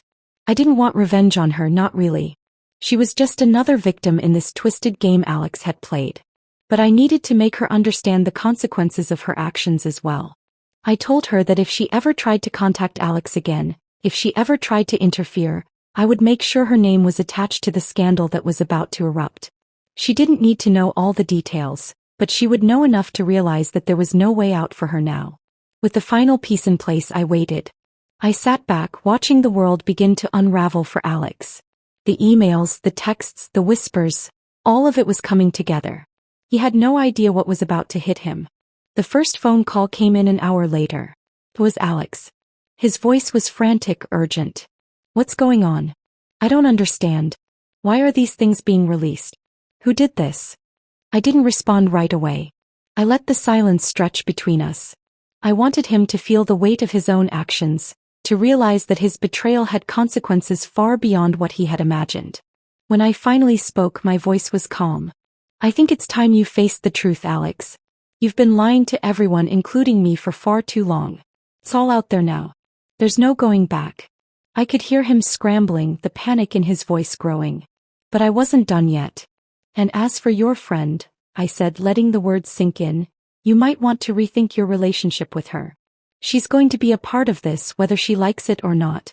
There was a long pause. I could hear the blood rushing in his ears, feel the dread creeping up on him. And that was when I knew I had won.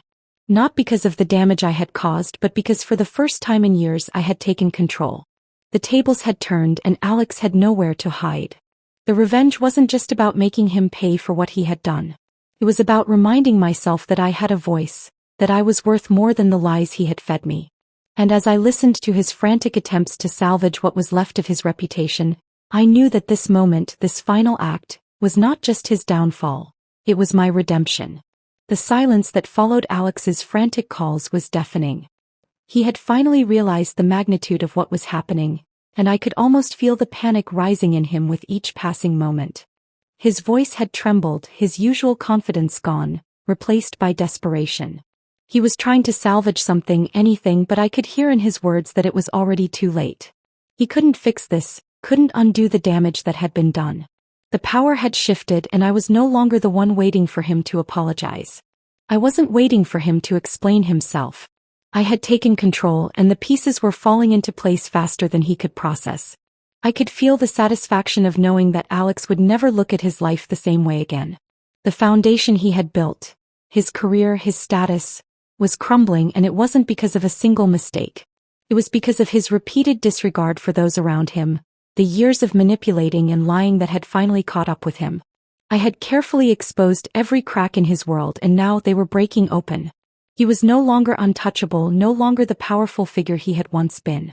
The tide had shifted, and now it was his turn to experience the consequences of his actions. But even in the midst of this victory, there was a part of me that felt strangely empty. I had gotten what I wanted, revenge, justice, whatever you wanted to call it, but at what cost? What had all of this really brought me? I had spent so much time focused on making Alex regret his choices that I hadn't stopped to think about what came after. There were no more plans to make, no more moves to set in motion. Everything was done, everything was exposed, and now all that was left was the aftermath. I thought about the woman, the one Alex had been seeing behind my back. I had done everything I could to make her understand the role she played in this mess, but now I wasn't sure what to think of her. Was she just a pawn, an unwitting participant in Alex's deception, or was she just as much to blame as he was? I didn't have the answers, but I didn't need them anymore. She would be left to deal with the fallout just as much as he would. Neither of them would get away unscathed. It wasn't long before I realized that the destruction I had set into motion wasn't just about Alex. It was about me too. For the first time in a long while, I realized that I had been holding on to this pain, this need for retribution, as a way of holding on to a version of myself that no longer existed. I wasn't the same person who had entered that restaurant on our anniversary, who had quietly walked away without a word. That woman was gone. The betrayal had broken her, but in doing so, it had also given birth to someone stronger. Someone who didn't need Alex to define her, someone who didn't need his approval or his love to feel whole. I spent the following days in a fog, watching as Alex tried to pick up the pieces of his life, but nothing could stop the inevitable. His reputation, once untouchable, was in ruins. The documents I had leaked had caused enough of a stir to expose his dishonest dealings, and the people who had once been loyal to him were now turning their backs. He had never imagined that someone like me, the woman who had always stood by him, could bring his empire crashing down. But it wasn't just the scandal that hurt him. It was the realization that he had lost me for good, and that was something he could never fix. I didn't reach out to him again. I didn't need to. The silence between us was deafening, but I found peace in it. For the first time in months, I felt like I could breathe again. I no longer felt trapped by the memories, by the lies, or by the expectations I had placed on myself. The house felt different, but not in a bad way. It felt like my space again, a place where I could start over, where I could begin to heal from the damage Alex had caused. But the road to healing wasn't easy. There were moments of doubt, moments when I questioned whether I had done the right thing. Was I justified in destroying his life? Was there a way to have gotten closure without going so far? But the more I thought about it, the more I realized that this wasn't just about punishing him. It was about reclaiming my life, about taking back the control that he had stolen from me. I had been a silent participant in my own life for far too long, allowing him to dictate the terms of our relationship, allowing him to shape the narrative. But now I was writing my own story and it felt empowering. As the weeks passed, I began to feel like myself again. I started doing things for me, things I had put on hold for years because I had always prioritized Alex and his needs. I rediscovered old hobbies, went out with friends, and even took a spontaneous trip to the coast, something I had always wanted to do but never had the chance to. It was liberating, to be in control of my own happiness, to not rely on someone else's approval for my sense of self-worth. It wasn't easy though. There were days when I still missed the version of Alex that I had fallen in love with, the man who had made me feel special and cherished. But the more I let go of the idealized version of him, the easier it became to see him for who he really was. The man I had loved was never as perfect as I had imagined him to be. The man I had trusted had been capable of far more deception than I had ever realized. I never saw Alex again after that final confrontation. He tried to reach out, tried to explain himself, but I didn't respond. I didn't need his words anymore. I had moved on, and in doing so I had found a new sense of peace. The road ahead was uncertain, but for the first time in a long time I felt like I was walking it on my own terms. As for Alex, he never truly recovered from the fallout. He lost his reputation, his friends, his career, everything he had once taken for granted. But I couldn't feel sorry for him. He had made his choices, and now he had to live with the consequences. I, on the other hand, had reclaimed my life, my dignity, and my sense of self-worth. In the end, that was all that mattered. The day I told my husband and son I lost my job, my husband packed his bags and left, saying, "You're nothing without that job." My son, with tears in his eyes, shouted, "You're useless now, Mom." But what they didn't know was that 72 hours later, I received an unexpected $1.3 million. 3 days later, they were bombarding me with desperate calls, messages, begging for a second chance. "You're nothing without that job." Julian spat the words at me while dragging his suitcase across our hardwood floor. The termination letter trembled in my hand as I watched 17 years of marriage heading for our front door. Upstairs, Daniel slammed drawers, hastily packing his belongings. "You're useless now, Mom," he shouted down the stairs, his voice breaking. Just 72 hours after losing my job, I was losing my family too. The speed of their betrayal left me breathless. But they didn't know what was coming. 3 weeks earlier, my life had followed its predictable rhythm. The alarm buzzed at 4:30 a.m., same as it had for the past 17 years. I silenced it quickly so Julian could sleep another 3 hours before his office job. My fingers automatically reached for the gold locket on my nightstand, a gift from Vanessa, my best friend since high school, and I clasped it around my neck before slipping out of bed. The routine was second nature. Shower, coffee, quick breakfast, out the door by 5:15 to reach Giovanni's by 5:45, giving me 15 minutes to review the previous day's receipts before the kitchen staff arrived. Working as senior manager at one of Boston's most prestigious Italian restaurants had defined my adult life. I'd started as a hostess at 22, climbing steadily to become Giovanni's right hand by 30. When Giovanni himself stepped back 5 years ago, I essentially ran the place, though his name remained above the door and on the paychecks. What nobody knew, not Julian, not Daniel, not even Giovanni, was my private ritual that began my very first day. After each shift, I tucked away a small portion of my tips and salary into a separate account. Initially just $25 a week, then $50, eventually growing to $200 as my position improved. Sometimes it meant telling Julian my bonus was smaller than it actually was, or that specialty ingredients cost more than their true price when I did the shopping. The guilt gnawed at me occasionally, but something deep inside kept pushing me to build this secret safety net. "Mom, can I get the new PlayStation?" Daniel had asked just last month, his teenage face full of expectation. "Dad said if you agreed we could pick it up this weekend." I'd smiled and nodded, knowing the $500 would barely dent our regular account. My family never questioned our comfortable lifestyle, never wondered how my restaurant salary stretched so far. Julian's job as a mid-level insurance adjuster brought in steady money, but my income carried the weight of our mortgage, Daniel's private school tuition, and our annual vacations to Florida. The day everything collapsed started normally. I unlocked Giovanni's side entrance, flipped on the lights, and settled at my small office desk with the previous evening's numbers.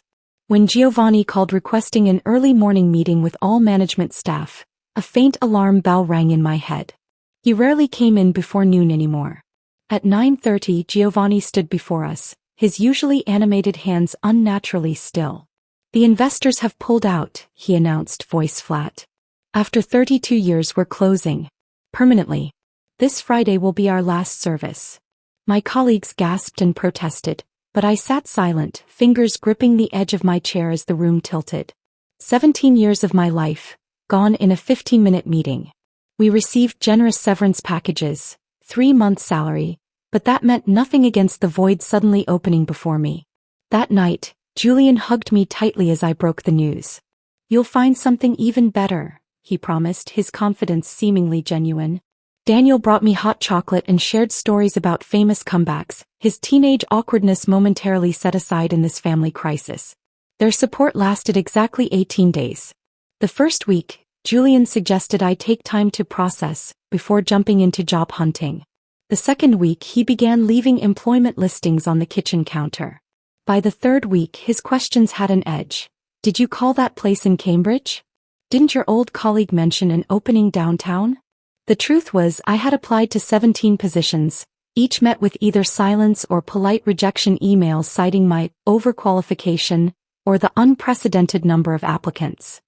At 45, I discovered that prospective employers saw my experience as a liability rather than an asset. They wanted younger, cheaper talent without my salary expectations. Stella, we need to talk about expenses, Julian said one evening, spreading credit card statements across our dining table. Your severance won't last forever. I know that, I snapped, the constant pressure cracking my usually calm demeanor. I've been looking everywhere.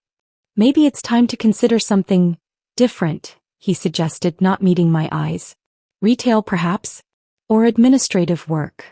The implications stung worse than the suggestion itself. After running a $1 million restaurant, Julian thought I should stock shelves or answer phones. That night I caught him studying our mortgage statement, circling numbers with a red pen. Daniel's attitude transformed just as dramatically. The boy who'd never worried about money suddenly questioned every purchase I made. Do we need name-brand cereal? He asked in the grocery store. Later I overheard him on the phone with a friend. Can't go to the concert. Mom's unemployment situation, you know. The final blow came when the hot water heater broke, flooding our basement with 2 inches of water. The $1,800 repair bill sent Julian into a cold fury. This is unsustainable, he said, pacing our bedroom. You need to figure something out. I'm trying, I whispered, fighting tears. Trying isn't cutting it, he replied, pulling our suitcase from the closet. I can't live like this, wondering if we'll make next month's mortgage. I watched in disbelief as he began packing, methodically folding shirts and slacks. When I reached for his arm, he jerked away. You're nothing without that job, he hissed, words precisely calculated to wound. The woman I married provided, contributed, succeeded. I don't know who you are now. From upstairs, Daniel appeared in the doorway, eyes wide with fear that quickly hardened into something else as he assessed the situation. His loyalty required no deliberation. I'm going with Dad, he announced, chin raised in defiance. Before turning away, he delivered the final knife twist. You're useless now, Mom. As they loaded the car, neither looked back at the woman who had cooked their meals, washed their clothes, and funded their comfortable lives for nearly 2 decades. The garage door hummed closed, leaving me alone in a house suddenly too large, too quiet, and too filled with memories of people who loved me conditionally. What they didn't know, what nobody knew, was that in 72 hours, everything would change again. But they didn't know what was coming. 3 days before they abandoned me, the atmosphere in our home had become unbearable. Julian no longer bothered masking his disappointment. That Thursday morning I found him at the kitchen table, coffee untouched, scrolling through rental listings on his tablet. What are you doing? I asked, pouring myself a cup. Just looking at options. He didn't meet my eyes. We might need to downsize soon. The casual way he said it, as if discussing a weekend weather forecast rather than uprooting our lives, made my stomach clench. He continued scrolling, adding, My cousin Mark has a 2-bedroom apartment in his building. It's not great, but the rent's manageable on just my salary. I'll find something, I promised for what felt like the 100th time. Julian finally looked up, his expression hardening. It's been 3 weeks, Stella. We can't keep pretending this is temporary. That evening I'd prepared Julian's favorite meal, herb-crusted salmon with roasted potatoes. A peace offering. An expensive one considering our situation, but I needed to ease the tension. When he walked in and saw the dining table set with our good plates, he paused. What's the occasion? He asked, loosening his tie. No occasion. Just thought we could use a nice dinner. He examined the spread, then frowned. How much did this cost? The question sliced through my attempt at normalcy. It's just dinner, Julian. Dinner we can't afford, he snapped, throwing his keys onto the counter with a loud clatter. Salmon? While you're unemployed. This isn't the time for pretending everything's fine. Daniel trudged downstairs, drawn by the raised voices. At 16 he'd inherited Julian's lean build and my dark hair, but lately his face had hardened into an expression I didn't recognize. "Are you guys fighting again?" he asked, eyeing the untouched food. "Your mother decided to splurge on dinner rather than save for next month's mortgage," Julian answered. "Dad, come on," Daniel said, but his tone lacked conviction. He grabbed a plate, serving himself without sitting down. "I've got homework anyway." After he left, I faced Julian across the table. "You didn't have to do that in front of him." "Do what?" "Tell the truth." He stabbed at the salmon. "Someone needs to be realistic around here." The next day, just 24 hours before they'd leave, my cell phone rang during a job interview at a new fusion restaurant downtown. The manager's expression soured as I fumbled to silence it. By the time I stepped outside 40 minutes later, I had 3 missed calls from Daniel's school. My heart raced as I called back. Daniel had been in a fight. Nothing serious, the vice principal assured me, but he needed to be picked up. When I arrived, Daniel sat outside the office, ice pack pressed against his jaw, eyes fixed on the floor. "What happened?" I asked, signing him out. "Nothing." In the car I tried again. "This isn't like you, Daniel." "Fighting." He stared out the window, jaw clenched beneath the ice pack. Finally, as we neared home, he muttered, "Trevor asked if we were gonna be homeless since you got fired." The words struck like physical blows. "Daniel, we're not going to be." "Save it," he interrupted. "Dad says we might have to move to an apartment. Everyone's going to know." That night, Julian came home late. I waited in the dark living room, unable to sleep, needing to talk about Daniel, about us, about our increasingly fractured family. When the front door finally opened at 11:20 p.m., I could smell beer on him from across the room. "Where were you?" I asked. "Out with Mark. Discussing options." He dropped onto the couch beside me. "I can't do this anymore, Stella." "Do what?" "Pretend we're fine. Wait for the miracle job that isn't coming." He rubbed his face. "You know what Mark said? He said I was an idiot for letting you handle our finances all these years." The accusation blindsided me. What's that supposed to mean? It means maybe we wouldn't be in this mess if I'd been paying attention to where the money went. His voice grew louder. 17 years at that restaurant, and what do we have to show for it? A mortgage we can barely afford and a kid who's getting into fights because his mother can't hold a job. Something snapped inside me. "That's not fair and you know it." "Fair." Julian stood abruptly. "You know what's not fair? Building a life with someone who collapses the minute things get difficult." I followed him upstairs, where he yanked our suitcase from the closet. "What are you doing?" "What I should have done weeks ago." He began throwing clothes inside. "I'm going to Mark's until I figure things out." "You're leaving?" Just like that. My voice sounded distant, as if belonging to someone else. Julian's packing grew more frantic. "What exactly are you contributing right now, Stella?" "To this marriage. To this family." I grabbed his arm. 17 years. Doesn't that count for anything? That's when he said it, the words that would echo in my mind for days. "You're nothing without that job." Daniel appeared in the doorway, awakened by our argument. His eyes darted between us, then fixed on the suitcase. Understanding dawned on his face. "Dad." His voice sounded so young suddenly. "Pack a bag," Julian told him. "You're coming with me to Uncle Mark's." "Daniel," I pleaded, reaching for my son. "You don't have to go." His eyes, my eyes in shape and color, filled with tears.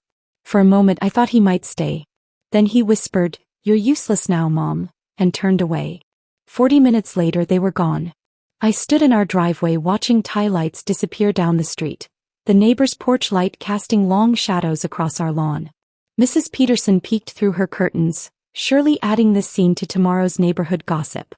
Inside, the silence crushed me. I wandered from room to room, touching Julian's razor in the bathroom, Daniel's abandoned homework on his desk, the family photo from last Christmas that suddenly seemed like fiction. In the kitchen, our dirty dinner dishes still sat in the sink, Julian and Daniel's last meal in this house. I sank to the floor, back against the refrigerator, and finally let the tears come. They racked my body in waves, stealing my breath, turning my fingers numb. I cried for my lost job, my fractured family, the future that had evaporated in a single evening. When no more tears would come, I remained on the cold tile watching dawn's gray light seep through the windows. As the first birds began to sing, an unexpected clarity washed over me. My husband and son hadn't left because I'd lost my job. They'd left because they'd never truly seen me. To them, I was merely a function. Provider, cook, stable presence. Without my paycheck, I held no value. 17 years I'd spent at Giovanni's and 17 years I'd been saving, preparing for something I couldn't name. Now I knew what it was. Insurance against conditional love. Protection from fair weather family. I pulled myself up from the floor and went to find my private bank statements. It was time to make a call. I pulled myself up from the floor and went to find my private bank statements. It was time to make a call. At 7:30 a.m. I dialed Vanessa's number, knowing she'd be awake preparing for her early shift at the hospital. She answered on the second ring. Stella? Everything okay? My voice cracked as I tried to speak. Julian and Daniel left last night. What? The shock in her voice mirrored my own disbelief. I'm coming over. Give me 20 minutes. True to her word, Vanessa arrived exactly 19 minutes later, still wearing scrubs from her night shift, carrying a bag of fresh bagels and coffee. Her familiar perfume, something floral and clean, filled my kitchen as she wrapped me in a tight hug. Tell me everything, she said, pouring coffee into 2 mugs. I recounted the previous night's events, my voice steady until I reached Daniel's parting words. You're useless now, Mom. That's what my son said to me. Vanessa's face darkened. That doesn't sound like Daniel. It doesn't sound like Julian either, but here we are. I pushed my untouched coffee away. 17 years together, and he leaves the minute I can't pay the bills. Men, Vanessa muttered, squeezing my hand. So what's your plan? I hesitated, then reached for the folder I'd retrieved earlier. There's something I've never told anyone. Not even you. Sliding the bank statement across the table, I watched her face as she registered the numbers. Her eyes widened, darting between the paper and my face. Stella, she whispered, is this real? $1,322,000. I nodded, a strange calm settling over me now that my secret was finally shared. I've been saving since my first day at Giovanni's. Small amounts at first, then more as I earned promotions. All these years.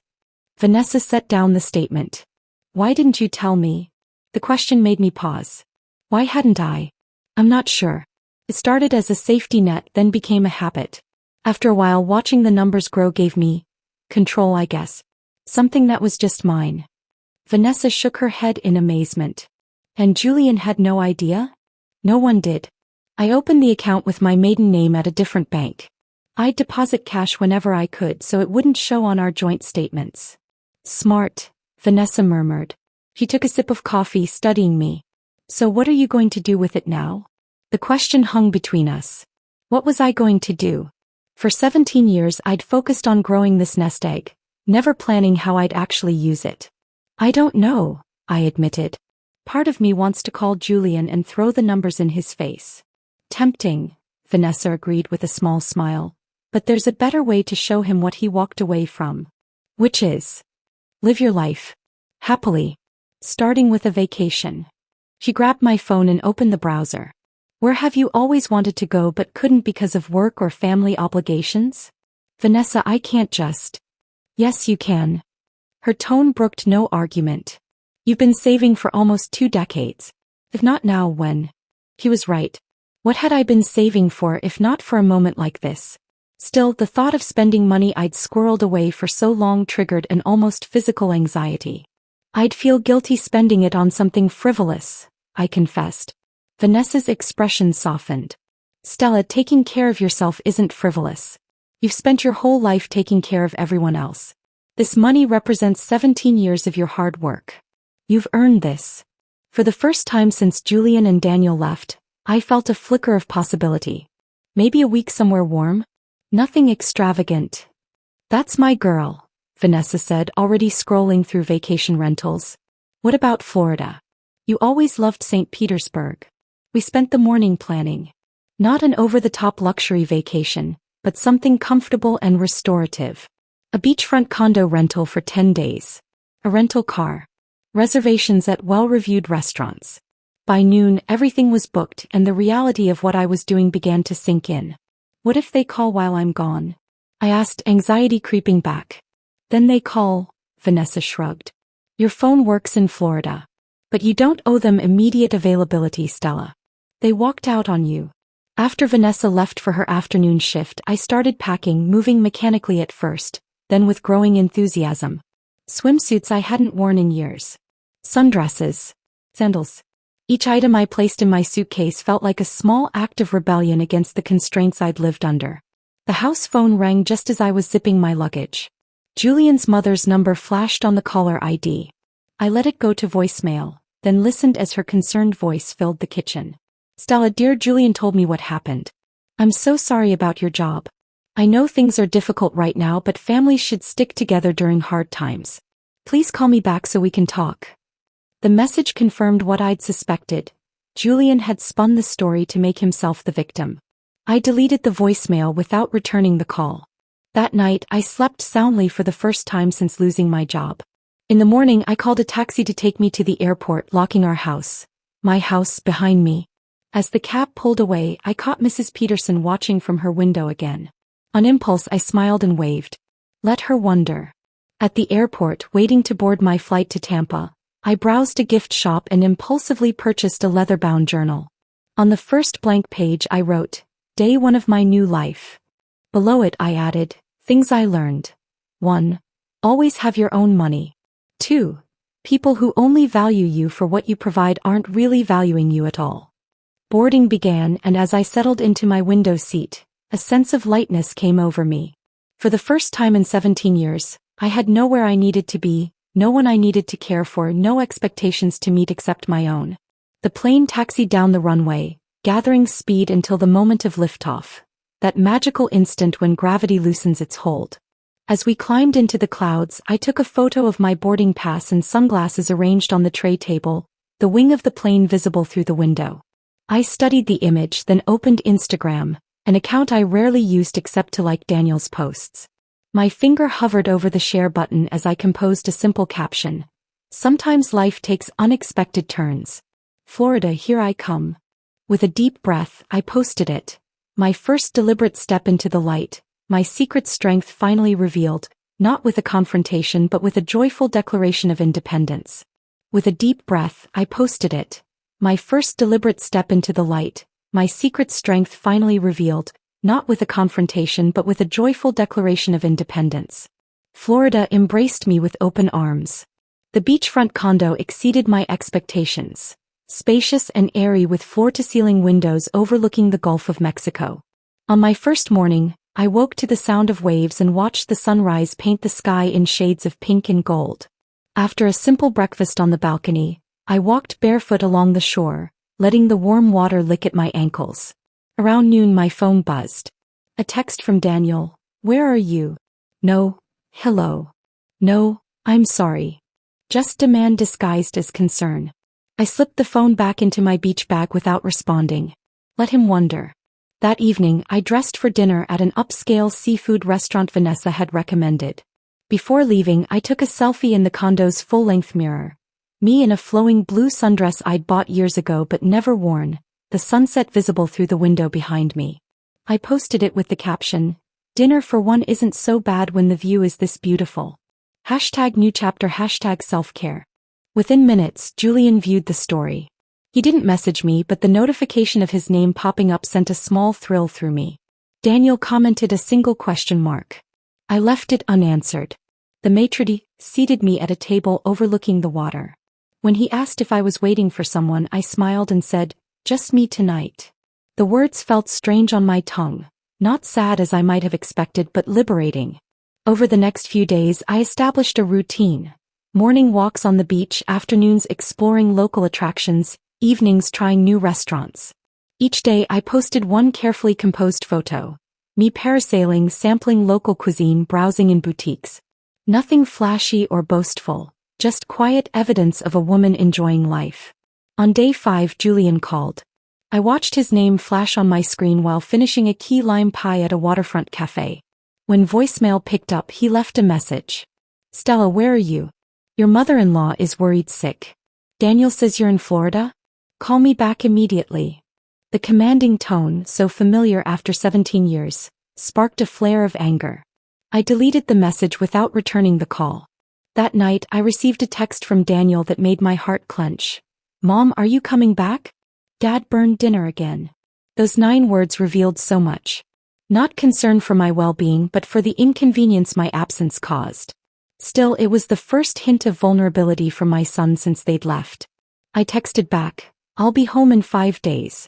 There's frozen lasagna in the basement freezer. On day 7 I decided it was time. After breakfast, I logged into my banking app and took a screenshot of my account balance. $1,322,783.42. I opened our family WhatsApp group, dormant since they'd left, and began typing a message about the sunset cruise I'd booked. Midway through I accidentally attached the screenshot, then quickly followed with, sorry. Wrong image. Meant to send vacation photos. I deleted the message immediately but knew they'd both already seen it. WhatsApp's double blue checks confirmed it. The response was immediate. First Julian, Stella call me. Now. Then Daniel, Mom? What was that? I silenced my phone and headed to my sunset cruise, a smile playing at my lips. By the time I returned to the condo 3 hours later, I had 17 missed calls and 34 text messages. Julian's tone had evolved from demanding to desperate. Please call me back. We need to talk. Daniel's messages tugged harder at my heart. Mom, I'm sorry for what I said. Please call me back. I sat on the balcony, listening to the waves crash against the shore as I considered my next move. Part of me, the part still raw from their rejection, wanted to ignore them completely to let them stew in their regret. But another part recognized this as an opportunity for something new and better. Before responding, I called Vanessa. They took the bait? She asked, laughing when I described their reactions. Hook, line, and sinker, I confirmed. But now I'm not sure what to do. Part of me wants to forgive them, but you're afraid they only want you back because of the money, she finished. Exactly. How do I know if their remorse is genuine? Vanessa was quiet for a moment. You can't know for certain. But you can set terms. Remember, you're negotiating from a position of power now. He was right. For the first time in our relationship, I held the cards. That night, I texted them both. I'll be home on Sunday. We can talk then. The remaining days of my vacation passed in a blur of sunshine and self-discovery. I drafted and redrafted what I would say to them, practicing in front of the bathroom mirror until the words felt right. Sunday arrived too quickly. As my plane touched down in Boston, anxiety knotted my stomach. What if this confrontation went poorly? What if they couldn't accept the new boundaries I needed to establish? Julian and Daniel were waiting at arrivals, both looking smaller somehow, diminished. Daniel rushed forward first, wrapping his arms around me in a fierce hug. I'm so sorry, Mom, he whispered against my hair. Julian approached cautiously, uncertainty etched across his face. Welcome home, Stella. The drive home was awkward, conversations stilted. I answered their tentative questions about my trip with brief responses, saving the real discussion for when we were home. In our living room, my living room, we sat in a triangle. Me in the armchair, them side by side on the couch. The power dynamic had shifted and we all felt it. I think it's time we talked honestly, I began, my voice steadier than I expected. Yes, I have money. Money I saved carefully over 17 years. Money neither of you knew about because you never asked about my finances beyond what I contributed to this household. Julian leaned forward. Stella, if I'd known. You wouldn't have left? I interrupted. That's the problem, Julian. Your commitment to this family shouldn't depend on my bank balance. Daniel stared at his hands. We were scared, Mom. Dad said we might lose the house. I was scared too, I replied softly. Scared of losing my identity after that restaurant closed. Scared of facing an uncertain future. But instead of supporting me through that fear, you both abandoned me when I needed you most. The silence that followed was heavy with recognition. Finally, Julian spoke, his voice rough with emotion. You're right. We failed you. I failed you. And I'm more sorry than I can express. For the first time, I heard genuine remorse in his voice. Not manipulation, not calculation, but true regret.